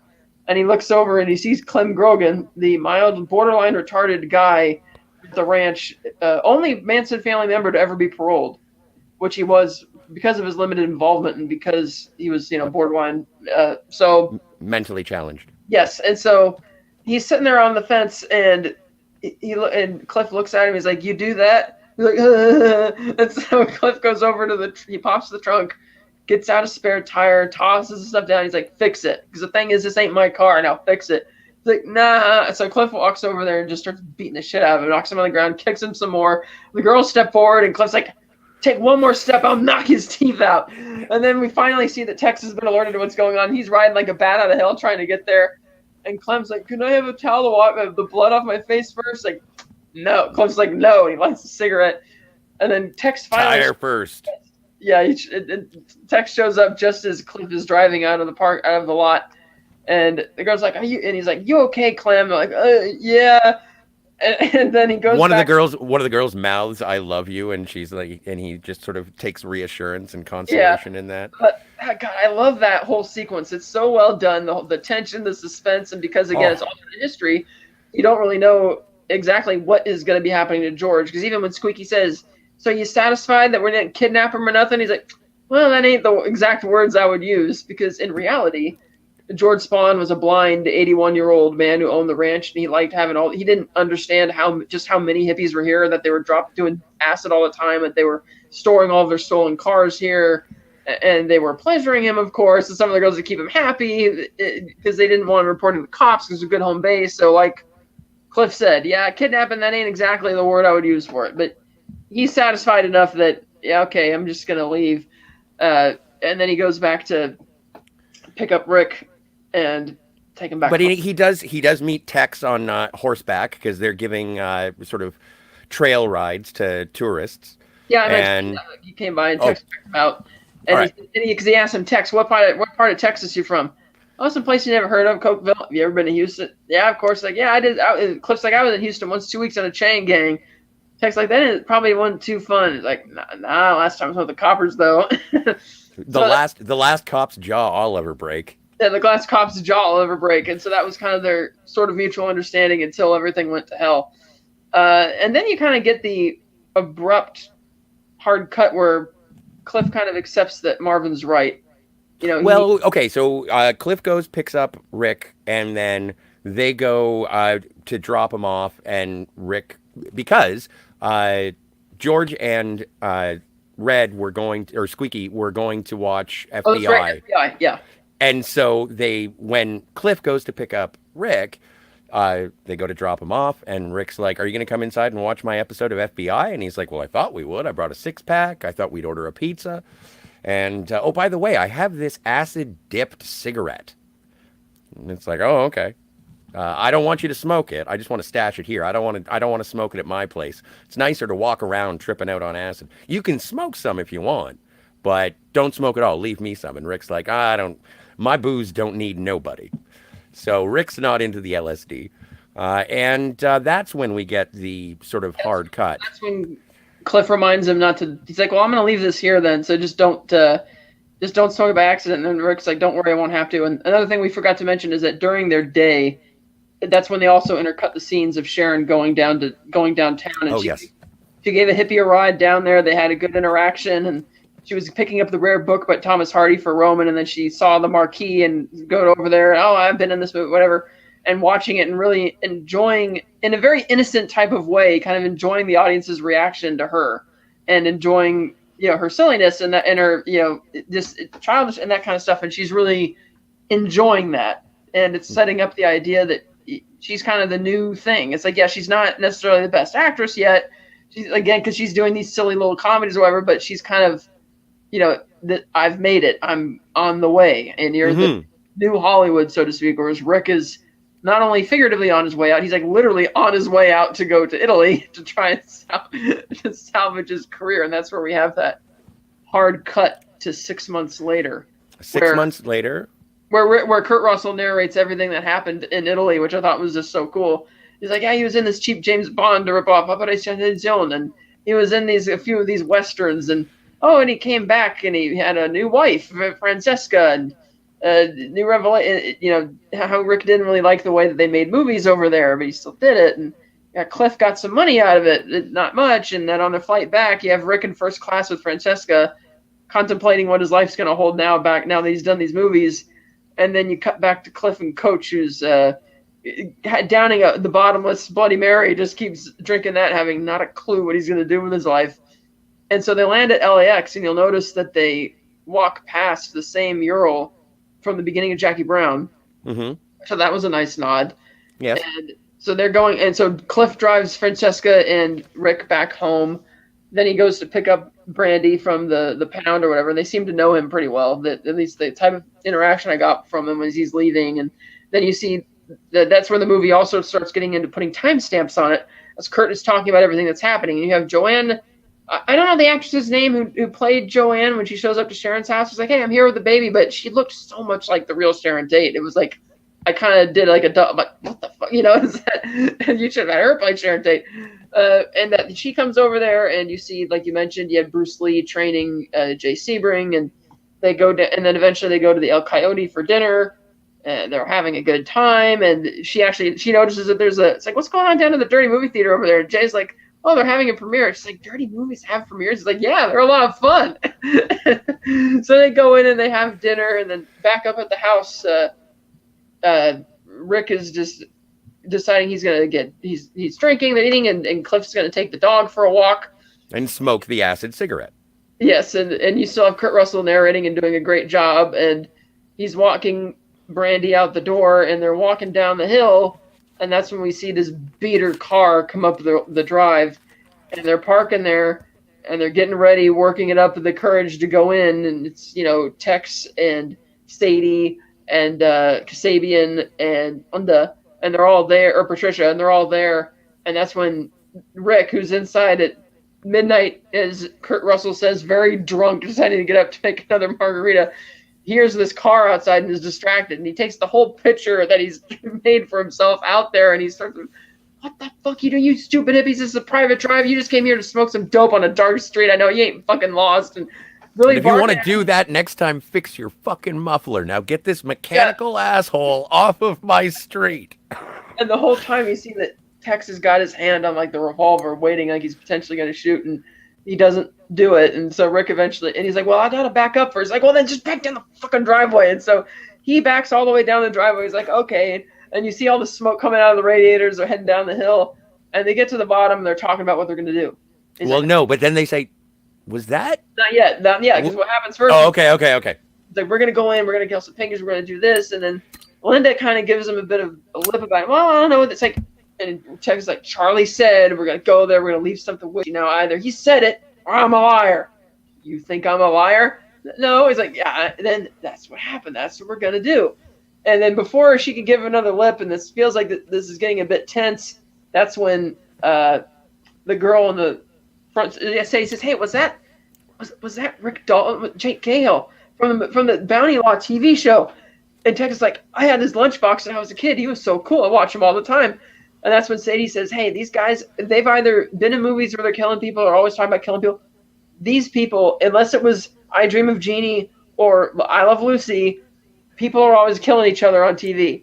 These guys taught us how to kill. We should go in there and cut off their cocks and make them eat them. And then they're like, yeah, this is a great idea. And so they decide, they're going to do this. So they get out of the car. They start walking up the hill. And then Linda's like, oh, I forgot my knife. I left it in the car. And Tex is like, she's like, can I go back and get it? It's like, fine. And she starts walking back. He's like, wait, you need the keys. And he tosses her the keys, and she catches it. And it's like this moment. And she's like, oh, she got it. And she gets back in the car and drives, just peels out and leaves him there, which is not what happened in reality. Linda just waited outside and as the lookout and saw everything that happened. But which I thought was an interesting choice that he decided to change it, that she kind of drives off. Yeah. Because in this alternate history, if they're not going to get out of it, I guess he wanted Linda to get away. I guess is kind of interesting because, Linda was the lookout and ended up being the prosecution's witness, and her excuse was that because her baby was back at the ranch, she was looking for a way out and was afraid that if she didn't go, they would not let her take the baby and leave, because they had different people in charge of different things at the ranch, like their own little quasi nursery and stuff like that. So him having her drive off, I guess, is his way of honoring her version of the events by saying she was a good person and wasn't really supposed to be there. And so she just takes the car and drives off. Okay. So they walk up the street, and you have this tense moment kind of drawn out as they're getting back up there. Cliff we see walking Brandy back inside the house. He shuts the door, but he doesn't lock it. He lets Brandy down, and he starts getting Brandy's food ready, and Tex meanwhile gets up to the front. He tells Sadie to go around to look for a way into the back. And that's when Cliff is really starting to trip out. Oh, he's tripping balls. The train has left the station. He opens the dog food, and he starts licking it. And then he like dumps it into the food bowl, and this time he's looking at it like, huh? Like really kind of wondering what's going on, and he picks up to start looking at it again, and then all of a sudden, Tex pressure burst into the front door. You have Sadie coming in through the back, and they have this weird kind of standoff for a little bit as they're wondering what's going on because they don't realize that he's tripping balls, and they're wondering why he's not really afraid, and like, go in the back and look for other people. Like, what if he doesn't want to come out? You were the only one here. And I was like, well, what if he doesn't want to come? I'll then drag him out here whether they want to or not. So she goes into the back and finds Francesca asleep and pulls out the knife. And Francesca freaks out and they walk her into the front. And he's like looking around and he doesn't know what's going on. And they start kind of nervously laughing at each other when he points the gun. He's like, hey, wait a minute. I know you three. Yeah, Spawn Ranch. But they don't seem to remember him. And like, yeah. And he's like, who are you again? Yeah, you're the, who are you again? Like something like, hey, Dick, what's your name? Like, I am the devil, and I am here to do the devil's work. And Cliff looks at him and he's like, the devil's business. I'm here to do the devil's business, and says it as dumb as he can. Nah, it was dumber than that. That's a great line. Like, dumber than that. And then Sadie's like, shoot him, Tex. He's like, oh yeah, Tex. And then Tex cocks the gun, and that's when. And Brandy just lunges and grabs on Tex's right wrist and won't let go and starts going at his crotch. And then Sadie starts charging at him with a knife. And Cliff just throws the full can of dog food, breaks her nose and splashes it off her face, knocking her on the ground. She's screaming. Brandy is kicking the fuck out of Tex, and then he does again. And then she runs over to attack Sadie for quite a while. And then he starts kicking the shit out of Tex even more. And then finishes him off by stomping his boot into his face. Oh, he totally curb stomps his head off. He curb stomps his head off, and that's when Jared runs in, and he jumps at her to knock her onto the ground, and they both hit the stone hearth. And they kind of pause for a minute, and Cliff looks down, and he sees that he's got the steak knife in the side of his hip. And then he looks at her, and he just grabs her and starts smashing her into the telephone, into the wall of where the posters... into the stone wall, and then he goes for the money shot where he just into the phone, the KO right into the stone heart that hits her over and over. It smashes her like a doornail, and Francesca panics and runs back into the bedroom. She had actually started slapping Sadie around at one point, and then the dog Brandy runs down the hall and starts knocking on the door, and then Francesca lets her in, and Sadie gets up and starts freaking out and just starts charging out the back, collapsing through the glass, and we see that Rick is out there listening to music or whatever. It's like, what the fuck? And then she gets out and jumps into the wall, falls into the pool. The blood's going everywhere. She gets out the gun and starts firing. He's like, holy shit. So he gets out of the pool. Cliff falls over, totally passed out because he's down and out for the count. And I love it that Rick just goes into the shed where we saw the flamethrower earlier from when Cliff went in there. And he comes out with a flamethrower. The music builds up, and then she's got the gun pointed at him, and he just incinerates her. And it's great because, again, you had him instigate the fight. You had the stuntman step in for the hard part, and now he's going to do the easy bit and chars her to bits. And then he realizes, oh, shit, Francesca, and he runs in to check on her. We have the cops show up, and he's saying, and DiCaprio's like, well, I made contact probably around midnight. It's when I went outside drinking, that kind of thing. And Francesca's just in the back room, and they got Cliff on a stretcher, and they're asking him what happened. And he's like, well, they came in. He said, I'm the devil, and so the guy said he come in to do devil shit. They're like, devil. I'm paraphrasing. That's kind of what they said. And they're like, okay. Devil shit. Yeah, devil shit. And they're banging the evidence, taking away the knives and the gun, and they wheel him out. And then Rick's like, what hospital are you going to? He's like, it doesn't really matter. He's like, go take care of Brandy. She might be shaken up after what happened. And he's like, yeah, but, she's with Francesca, and Francesca took like 5 sleeping pills, so she's going to be out until Columbus Day. So they drive off, all the cops and all the commotion leaves, and that's finally when Jay has come down the driveway. He's like, hey, man, you all right? What's going on? He's like, hey, aren't you Rick Dalton from Rick Dalton from Bounty Law? He's like, yeah. He's like, oh, I always joke that if Roman ever gives her a hard time, she could just have you put a bounty on his head. And he laughs at it, and they're going back. It's like, so what happened? Oh, these hippies came in and they broke into our house. Oh, yeah. Well, it didn't end well, not for the hippies. No. I fucking howled in the theater when that happened. It's like, is everybody okay? Oh, yeah, everyone's okay. Well, not the fucking hippies. That's for goddamn sure. He's like, yeah, my partner and his dog killed 2 of them. And then I burned incinerated the other one. It's like, you what? You torched the other one? Like, yeah, I had an old flamethrower in the back, and I just kind of pushed it. He's like, what the fuck? And then from the 14 Fists of McCluskey, and Rick is like, yeah, and it's like it's obvious he doesn't say it, but you can tell it's like you know me. Yeah, he's like excited, and that's where Sharon chimes in and know what's going on. He's like over the intercom. Yeah, from the intercom, some hippies broke into our neighbor's house. It's like, oh, that's so great. Do you want to come in and have drinks with us and meet the rest of my friends? And he looks to Rick looks to Jay for approval, and Jay's like, and he's like, sure. And then the gate opens, and he starts talking to Jay, and they're hitting it off, and it's like, okay, old Hollywood on its way out just saved new Hollywood by Hmm. killing these drugged out hippies, and it seems like Rick is going to be rewarded for it potentially by having a new career, and the movie But just not only, well, not, and it does, it, the title card goes, and Once Upon a Time in Hollywood, and I kind of wish the for Good only, Measure they do show you Wojtek, Abigail, and Sharon that they're still alive when he gets up yeah. to the top of the driveway. Well, and I was kind of hoping at the end of the movie, instead of it saying Once Upon a Time in Hollywood, when it started to write, I was like, please say, and they lived happily ever after. Just please say that. And they didn't. But when in my mind, whenever I see the end of the movie, I imagine it. It's just something I do. I project it, and I shouldn't. It's my head canon. But I just think the end of that movie should be, and they lived happily ever after. Because that was the most cathartic release of violence, sitting there waiting for Quentin Tarantino's take on the Manson family murders. And guess what?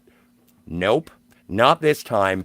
Everybody good lives, everybody bad dies. Welcome to Once Upon a Time in Hollywood, and they lived happily ever after. The gates open. Rick walks up to a potential new career, the one pool party away from being a leading man again, as Cliff said, and then credits. Now, before we get into that, next scene, Yeah, mid-credit scene.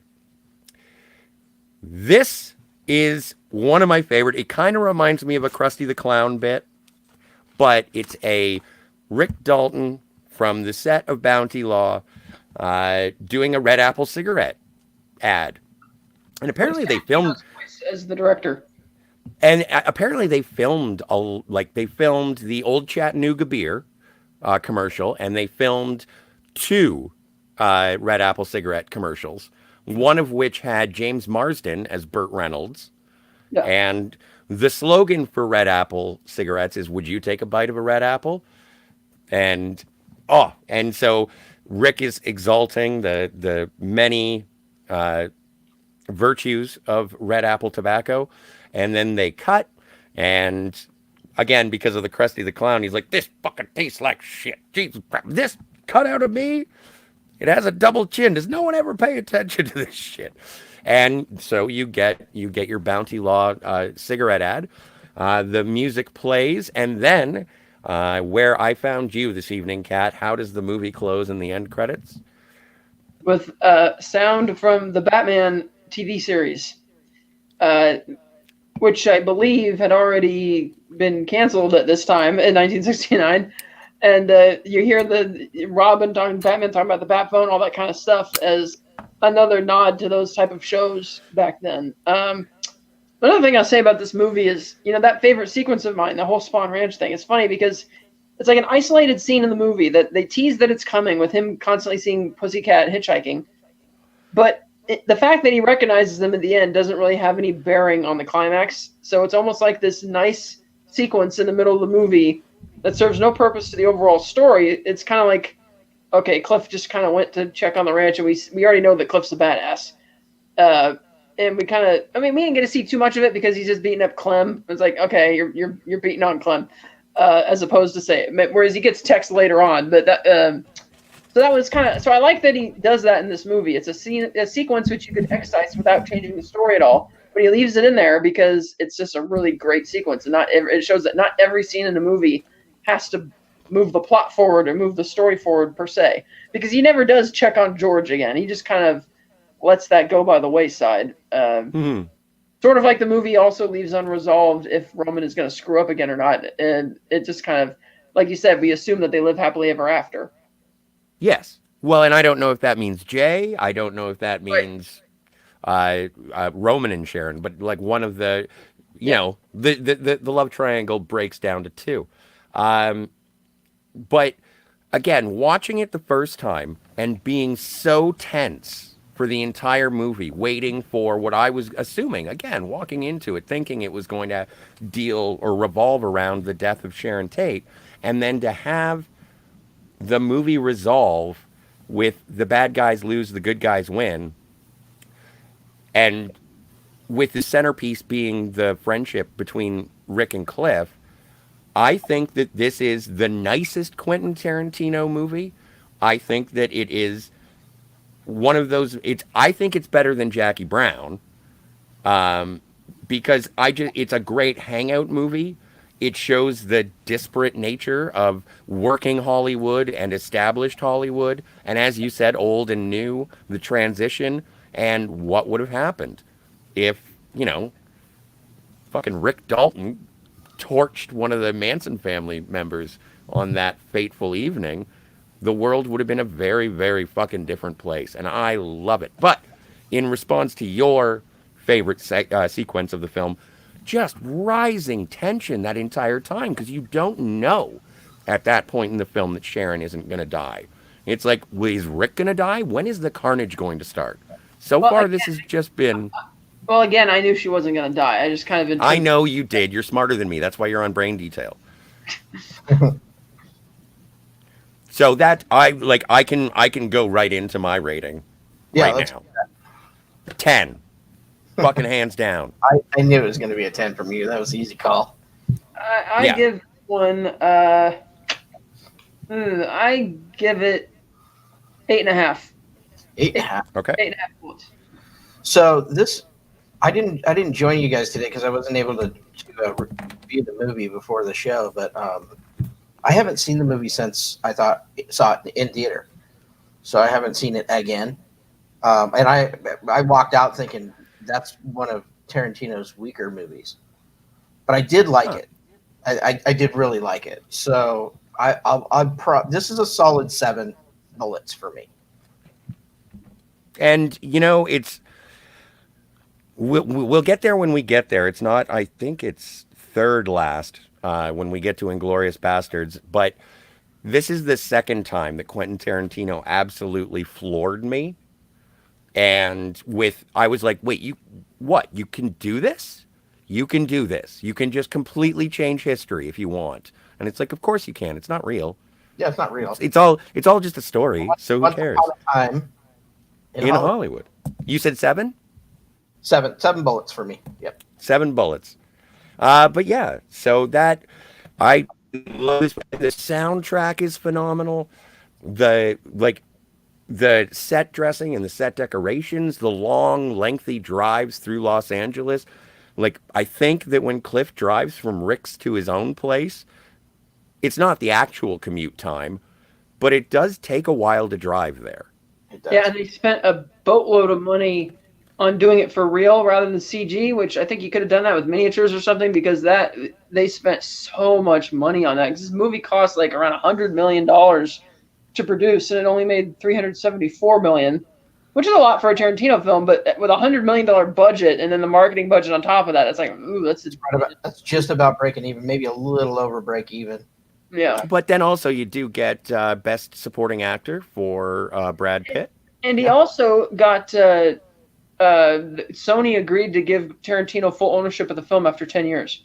Right, which was cool. Yeah. Which is really cool and really crazy. But yeah, I forgot. Brad Pitt did get an Oscar for this. I don't remember. I mean, I know he's won Oscars as a producer before. I don't know if he had ever won an acting Oscar before. I can't remember off the top of my head. I don't think so. I don't think so. I think he may have been nominated. Like I know he was nominated for 12 Monkeys, but aside from that, I don't really recall. Yeah, so it again speaks to the notion that Tarantino's really good at creating supporting characters, like award-winning supporting characters. So. Yes. So we have about 115 comments. Obviously, a lot of that's going to be crosstalk. We've already gone an hour 34. You want to just kind of run through these and do what we got? Can we go through the chat? Let's get to it.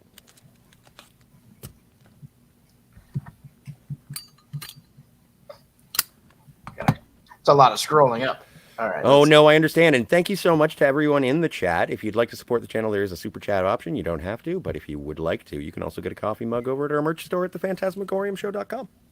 And you can tip if you don't like the super chat function. You can always do that at streamelements.com/phantasmagoriumshow/tip. And I was reading the chats during the conversation, and there are some things that I want to address when we get there. Okay. Hey, Phil. He Black Philip Alvarez in the chat says, "What's up, everyone? Let's do this. Loved the movie. Rewatched last night. Such a great film. Yeah, man. Again, I watched it twice. I fucking love this movie. A lot of highs at the beginning. Highs. I can't read this one. Scotty is adorable. Thank you very much. says Milton Knowles, the Insane Witch King, which is an awesome name. It's good to see you, Milton. Hakeem, good Hey. evening. Good evening. Anti-derivative Jill is in the chat. She's so happy to hear the audience enjoy her performance, referring to Sharon Tate at the, I forget the name of the movie, but it's a Matt Helm film. But yes, it is weird that she can't pay 50 cents, and her feet are dirty. So many feet. Yes. This is the foot fetish movie. A lot of feet in this movie. Milton Knowles, the Insane Witch King, says, "Black, the sky is up. It is always above us. It is always there. Never sleeps, never hunger, never gets exhausted. The sky is always there." Are those the lyrics to the crazy song that they're singing? It might be. Or is Milton Knowles, the Insane Witch King, casting a spell? I like to think the latter. Milton continues, "Scotty is the only person older than me that has little brother vibes. He's super adorable." Well, thank you. I think. All right. Kat, would you like to take this one? Jill says, "I can see how you think it drags. I love every second, but this is the second time my husband has passed out directly after the Western scene every time. Next time we'll just start there." Makes sense. Yep. Phil goes on to say the first at least 90 minutes is just Tarantino's interpretation of 60s Hollywood, and Sharon Tate was always meant to be a foreground character. He never calls this a Manson film. The media did. Yeah, and I was taken in by that. Well, once you say Sharon Tate, what am I supposed to think? The marketing didn't do any favors to that either, because the marketing was very heavy on the Manson stuff. But also it was pretty heavy on Yeah. Sharon, even though she's not a big role in the movie. Like that one critic says, she didn't have very many lines, of which Tarantino says, "I reject your hypothesis," implying that the hypothesis is that she doesn't really have much purpose in the film. Yeah. Mhm. Even though she does. She represents, the new Hollywood, even though she admittedly doesn't get to do much of anything. Yeah. But again, her survival at the end of the film is what I think gives so much of the movie its heart. If it had been just an exploitation movie, as the family was concerned, I think it would have been like a lead balloon. But with Sharon Tate surviving, that's what sort of elevates it. And the fact that she's there, the audience is concerned for her safety the entire time because we know she has to die. And then she doesn't. She is the muse, the angel, the heart, the aura of the film, in my opinion. Yep. Phil goes on, "It's about building up the characters, and then once it gets to the ranch is when the tone changes up." Yeah. Agreed. Jill says, "Yeah, man." Oh, sorry. She says, "Yeah, Manson is barely in it, just a background influence. He's there, but it's not directly about him, just his cultists." Yeah, and I'd see even less about the cultists because they barely also have a role in it. Because that whole segment they keep teasing of Cliff noticing Pussycat, it's like, okay, you go to the ranch and have this little escapade that doesn't really amount to anything, and it doesn't have any bearing on the climax. So it's like, that's why I thought with the whole thing teasing the love triangle in the beginning, this is going to be more about all of them, and the fact that the Manson family shows up at the end would be his in, which in a sense it is Rick's in to getting his career back, but that it would be sort of a surprise at the end. Let's not forget what happened to them, but that they wouldn't be in the movie or hinted at as much as they are. Right. Cinema Gulp, our good friends at Cinema Gulp. The 6-month gap irked me a bit as well, Kat. It was a funny montage, but it was a bit jarring as well. I agree, although when you did bring up the 6 month later, I was thinking, well, at least he didn't do it at the beginning of the movie and say 5 years later. I'm looking at you, Endgame. I really wanted, and plus I think that would have been really fun to see that portion of the story, but it would have been cool. I don't know if it fits. I mean, it would have made the movie, very much longer. But Yeah, but but also cool to see. I don't know. Maybe we could have tightened some other parts up and then see more of that instead of a montage. Would have been well, and I cool. did really like the two directors that are mentioned are Varpucci and Margaretti. Yeah, or Margaretti from Inglourious Bastards. I'm Margaretti. Exactly. Aldo Rain said he was a stuntman, and so that like Cliff Booth and that kind of thing. Jill says actors steal things all the time, but I agree it's a stretch. Next generation actors have said they've taken things, but if they ask, they're told not no. But of course, a flamethrower is more dangerous than a phaser. Of course, yeah, they would. Even Christian Bale said that he asked at Batman Begins if he could keep the Batmobile. They're like, no, you can't keep the Batmobile. Phil said, Yeah. Flamethrower. would want to steal a flamethrower. Of course, everybody would want to steal a flamethrower. They're pretty hot, though. Jill thinks. Jill. Oh yeah, you go. Okay.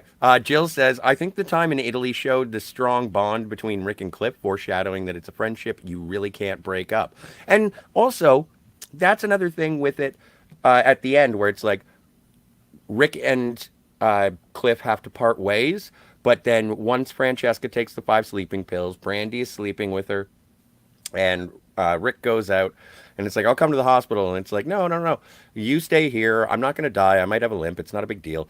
I'll come tomorrow. Bring bagels. And then Rick taps on the back and is just like, he's overcome with the, Cliff, you're a good friend. And Cliff is still tripping, and he's like, I try. And it's just like, I think their friendship will survive this.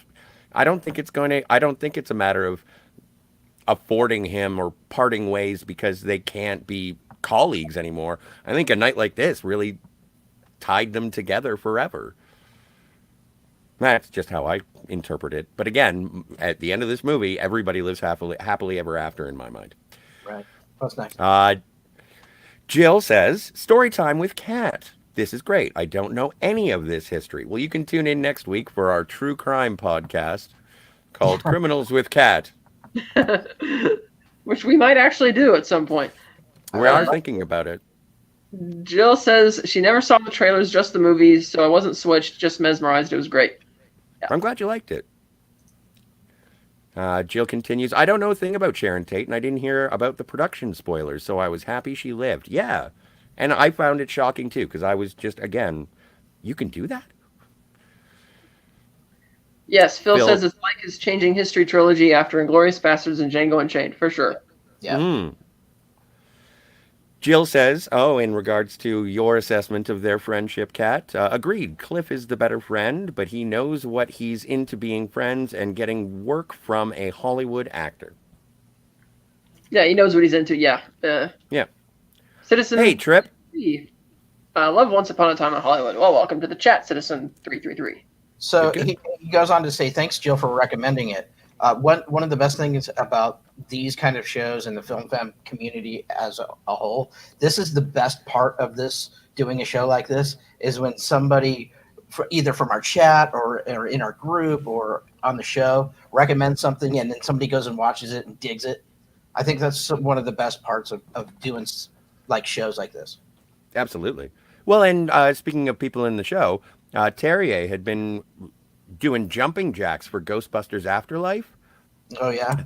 And I hadn't seen it until just recently, and that was a great movie. And I was just like, why have I been avoiding this?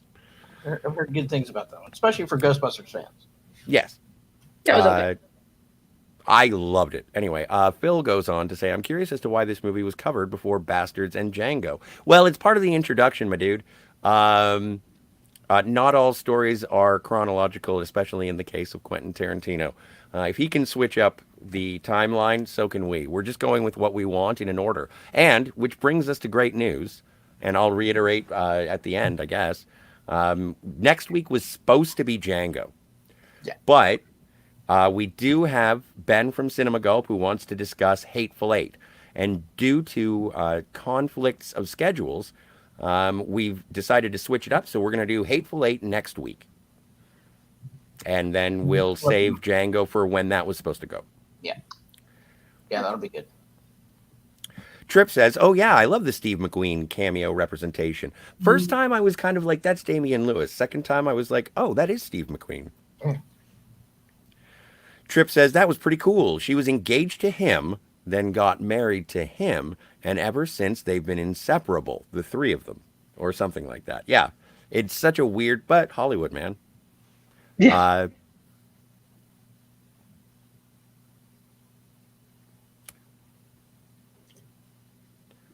Ashley Lynn is here. Hey, Scotty and Catherine, I'm getting ready for my stream, but I wanted to show some love to you. Thank you. Cool. Looking handsome there, Scotty. Thank you so much, Ash. You should go and check out Ashley Lynn's YouTube channel. She has one, and she has a show called My Bad. And it is. I'm joking. It's really good. Yes. Jill says, I haven't seen Inglourious Bastard, so I assumed it was a spoiler for that. Yeah, but it's the same sort of situation. Actually, you know what? Your husband would probably really dig Inglourious Bastards. Black Phillip says, you need to watch it, Jill. Black Yep. Phillip, yeah. Hey, Dalek's here. Hail all. Hi, Scotty. Hi, Jill. Hi, Kat. Hi, Steve. I'll fill that in for you, Dalek. Kat, you want to talk about Bruce Lee? Yeah, Jill says she likes the Bruce Lee scene because he gets back up and doesn't really give up. The fight is interrupted instead. That is true. Yeah. Yeah.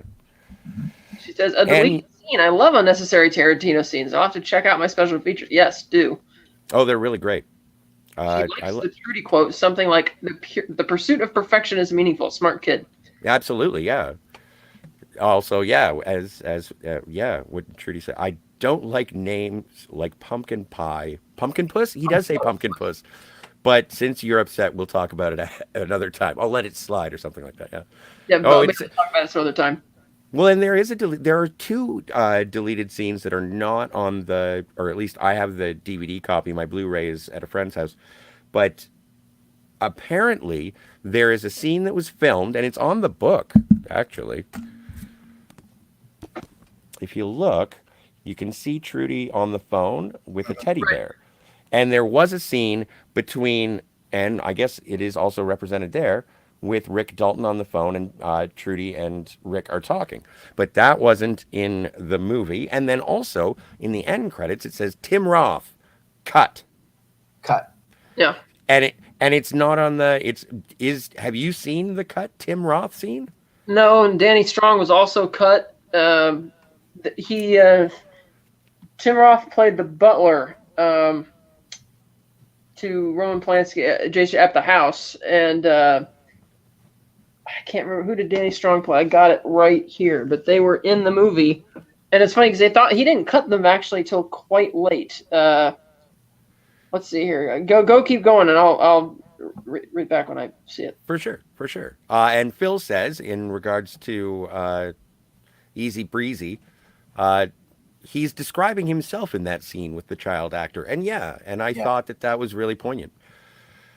Anti-derivative Gel says, uh-oh, it's the unreliable narrator again. Tarantino loves it, so do I. The interpretation of reality is fun. Absolutely. Well, and that, go try and find a David Lynch movie with an audio commentary. Okay, I figured it out. So Tim Roth was supposed to play J. Sebring's English butler, which he did have, and Danny Strong was supposed to play Dean Martin. And there was apparently a voiceover by Walton Goggins in a scene with James Marsden as Burt Reynolds, all cut. But there was an extended cut with them released in October 2019.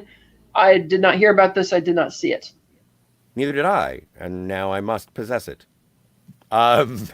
Jill says he promises he'll stop drinking and then he takes a drink. Yeah. Well, alcoholism. It's a fun game. Tripp goes on to say, did you know that halfway through the Cliff Booth Bruce Lee fight, that's a difficult one to get over, that the crowd watching disappears after Cliff throws Bruce into the car? Yeah, I think Kat mentioned it. I thought it was because of the scattering when Zoe Bell shows up. No, I think it's on purpose. They were all over the place. You hear them kind of gasp, but you don't hear any shuffling, any running, nothing, and they just kind of get back up and they're gone. It was kind of weird. I'll have to check it out again. The ranch scene to me is so intense and very well acted. Absolutely, I think it's one of the best scenes in Tarantino's entire filmography. Mm-hmm. Agreed. And because I'm still and even the interaction between Cliff and George, it's just like I don't know what's going to happen, and I'm scared for everyone. Like, what if the entire family just burst through the door? I didn't know what was going on. So it was very, very, very tense. And then you get the, a catharsis of beating the shit out of a simple man. Yeah. If you may roll the chat, my odometer friend. Thank you, sir. Jill says, George seems really okay with his predicament. Well, he got his brains fucked out that morning, Jill. I'd be fine with it. That's why he's blind. And yes, Exactly. exactly. He didn't know how bad it was. Yep. And Citizen 333, crazy that Luke Perry showed up. Yeah. And I think this is Luke Perry's final role, right? I One believe. of, I think it might be his last. Now, this is an interesting sort of piece of, and thank you for asking. I am an expert. Cinema Gulp says, I've never done LSD, but would it be safe to say that the acid got stronger, weaker, or the same in the 6 months it sat there? Scotty, I'm sure you know this one. If you continue, I think actually we'll get to it because I know that someone else, I think it was Citizen 333 answers later, and says it would. Oh, and Quentin Tarantino loves Coca-Cola. The funny thing is that if you take a cigarette and dip it, it stays effective for years or so I've heard, says Tripp. From what I read on the Tarantino subreddit, you can dip your cigarette in acid all you want. It doesn't do anything. It's a Yeah, waste of acid. yeah. You can't smoke acid. So you cannot smoke acid. So You this now film, you could peel off the paper and put it on your tongue. sure, You could do that, but you can't just smoke it. yeah. You need to smoke And away. Yeah. Steve would know. He's a DJ. Well, I've done a lot of acid in my time. Oh, nice, nice. That's a thing that you should say. Oh, when are we going live? Uh, It's not a secret. I was a oh no, rage. fair enough. Fair I enough. haven't heard dropped acid ever. It's pretty much public. I've never done acid actually either. I think everybody should do it once. Well, I'll call your pharmacist. Yeah. Tripp says George isn't blind. You're blind. All right. Let's see. And then Tripp goes on. That's what Cliff says right when he lights up the acid-laced cigarette. Yeah. Oh, that was so nice. The train has left the station, and it was a mistake to turn on the light. Oh, I did like the two times that Cliff says that night, and away we go. Yeah. No way. Yeah. And that's the third brand. Yes, we have the Old Chattanooga beer, Red Apple cigarettes, and the triumvirate of brands in the Tarantino universe. Good food for mean dogs. I'm as real as a donut. Yeah, that was a weird. I'm like, oh, okay, that is. Are you trying to be intimidating, or you just? Yeah. Yeah, Well, he's here to do devil shit. yeah. I just seriously thought those hippies were going to run Rick Dalton over when he's yelling at them while drinking a margarita from his blender. Yeah, it looked that way at first, and It was, but that's what I'm saying is that the first time I watched it, there's so much tension with the expectation in my mind that there is going to be some sort of horrendous fallout and the villains are going to be villainous. And so the tension at Spawn Ranch, the tension when any of the Manson family members interact with Rick Dalton, when like any of this, it's just like, so who, no one is safe. And then I found out that the most violent, dangerous people in the movie are the ones who were not safe at all. And that made me really happy. yeah. Black Phil gives it a 9.5, an almost near perfect film, but it does drag. To me, only Pulp Fiction is a 9 point, or is a 10.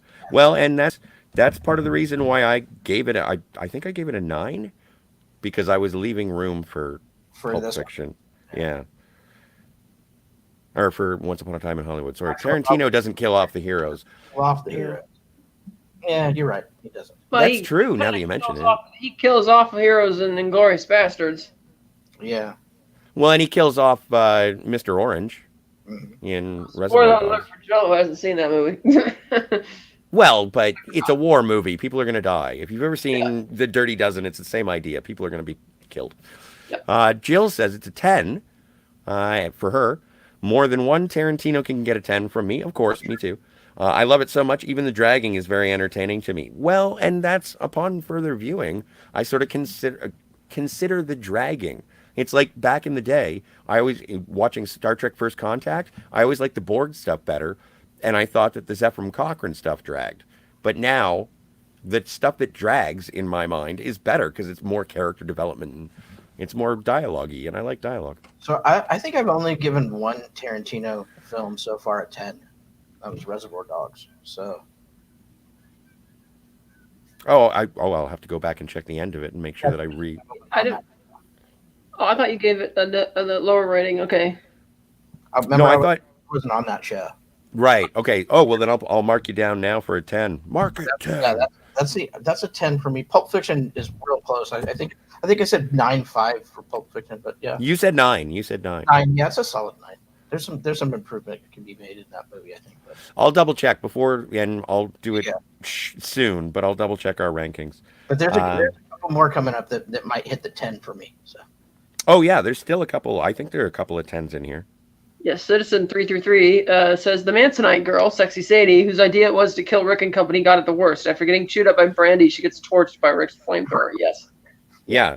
she really did get it. Well, no, the redhead girl who gets her face smashed into absolutely everything in that house. I think she had it worse. Yeah, she got well. Yeah, neither one were good. Yeah. At least the other two could be thankful that their deaths were quicker. Well, I don't know. One guy was mauled by a big dog. That's not necessarily short and painless.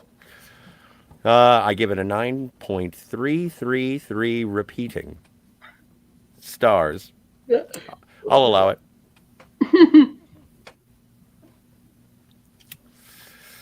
And Jill says, yes, I never knew Tarantino was so sentimental. Well, yeah. I think, well, and he's one of the last people who still films on film, too, right? Yeah. And so I would say that that's a sentimentality to the craft as well.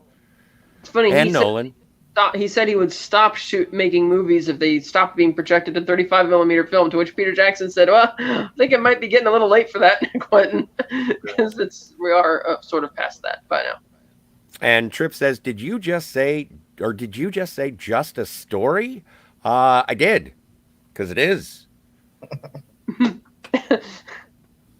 Dalek says, don't really know what you were talking about, but interesting anyway. Oh, you should watch Once Upon a Time in Hollywood, dude. Dalek, you might like it. I know that you're on the other side of the pond, but if you like 1969 music, at the very least, the soundtrack is worth it. I agree very much with what Citizen 333 is saying right now. Cliff was a true friend. Rick didn't seem to realize how much so. Very, very true. Absolutely, but I think that Rick took everything for granted. I think Rick was a very selfish individual. Yeah. Citizen 333, carrying his load, that sounds about right. Cliff Booth. And at least they do it. They acknowledge it sort of right at the beginning of the movie of what their friendship is. Do I carry his load? Yeah, it sounds about right. Not just in stuntman work, but... and so Tripp apparently has confirmed that, yeah, it was Luke Perry's final role. Thanks for and that. he died of cancer, didn't he? Stroke. Yeah, something like that. Yeah. Stroke. No, Oh, double okay. stroke. He was young, too. He was only like 53 Yeah, or something. 52. 52. So And Ben says he was kidding Scotty about the acid. Apparently, I should have directed the question to Mr. Reverb Nation. Which is me. Yeah. sorry, man. I'll do acid for the next show and let you know. Jill says, it's okay, Kat. It's been out forever. It's my fault for not seeing. Don't ever worry about spoilers unless it just came out. Good call. Thank you. Dalek says, I did watch Pulp Fiction and Reservoir Dogs. Oh, good for you. Good for you. Yeah. All right. So I think that's going to do it. I think so, too. That was pretty quick. That was good. We got through those in about a half an hour. Yeah. And I thank everyone who was in the chat. I hope we got to. And if there were people saying hello to everyone else, then that's great, too, because when the chat is friendly, I'm a happy boy. So thanks again for hanging out and playing. Is the Hateful Eight? The Hateful Eight next week. Special guest Ben from Cinema Gulp. That movie, I know it's hard to get through. Maybe a It second is. time for a lot of people. Oh, it's easy to get through that one. If See, you I'm want- thinking about watching the Netflix extended.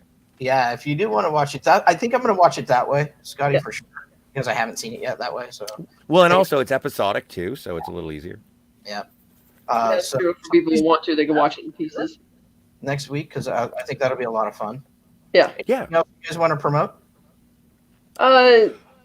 Well, yeah, we have this show to promote Wednesdays at. Now we're fluctuating back and forth between 5 or 6 o'clock Pacific for when we start, but that's fine. And as usual, I'm on the Unifying Force Star Wars talk show every second and fourth Sunday of the month at 8 a.m. Pacific. We talk about all sorts of neat Star Wars stuff and philosophy of Star Wars, all that. That's on the Virtual Cantina Network YouTube channel. And recently, just did a show on Anti-Derivative Jill's channel talking about the first pilot of Star Trek, The Cage. And that was a really fun conversation. So you should all go check her channel out and subscribe and watch her videos. It's great. And then been doing some Cinema Gulp stuff on the Weekly Gulp when he has the time to do so. I think we're going to be recording something about our top 5 R-rated action movies this weekend. So you can keep an eye out for that. But definitely go over to Cinema Gulp's channel and subscribe to him. And then otherwise, I'm just basically a whiny drama bitch who wanders the internet and fucks other people's shit up. I'm gonna work on the Shenanigans opener. So Okay. when you want to go on, or if we want to go on and just kind of do an ad hoc show, we have that. We'll have that I saw that you did that, and we didn't have that opener because of the music. I don't know why. Right. Copyrights. Yeah, shouldn't, but whatever. I know, but it got flagged that one time, and so I was like, I'm not going to play with this fire anymore. So and also, then, we're looking forward to doing Anti-Derivative Jill and myself are going to be doing a recap of Quantum Leap. Yeah. What's the name of the show? Is it called In the Loop? In the Loop. In the Loop, a Quantum Leap podcast with Scotty R37 and Anti-Derivative Jill, and we should be doing that on, oddly enough, Star Trek Day. So September 8th would be our first You're go. gonna get busy doing all the stuff for that show. I'll have it. I promise. I got to send you some money. Other than that, what do you say? Should we go get some tacos? Let's get some tacos. I think we should get some tacos. Let's go get a taco.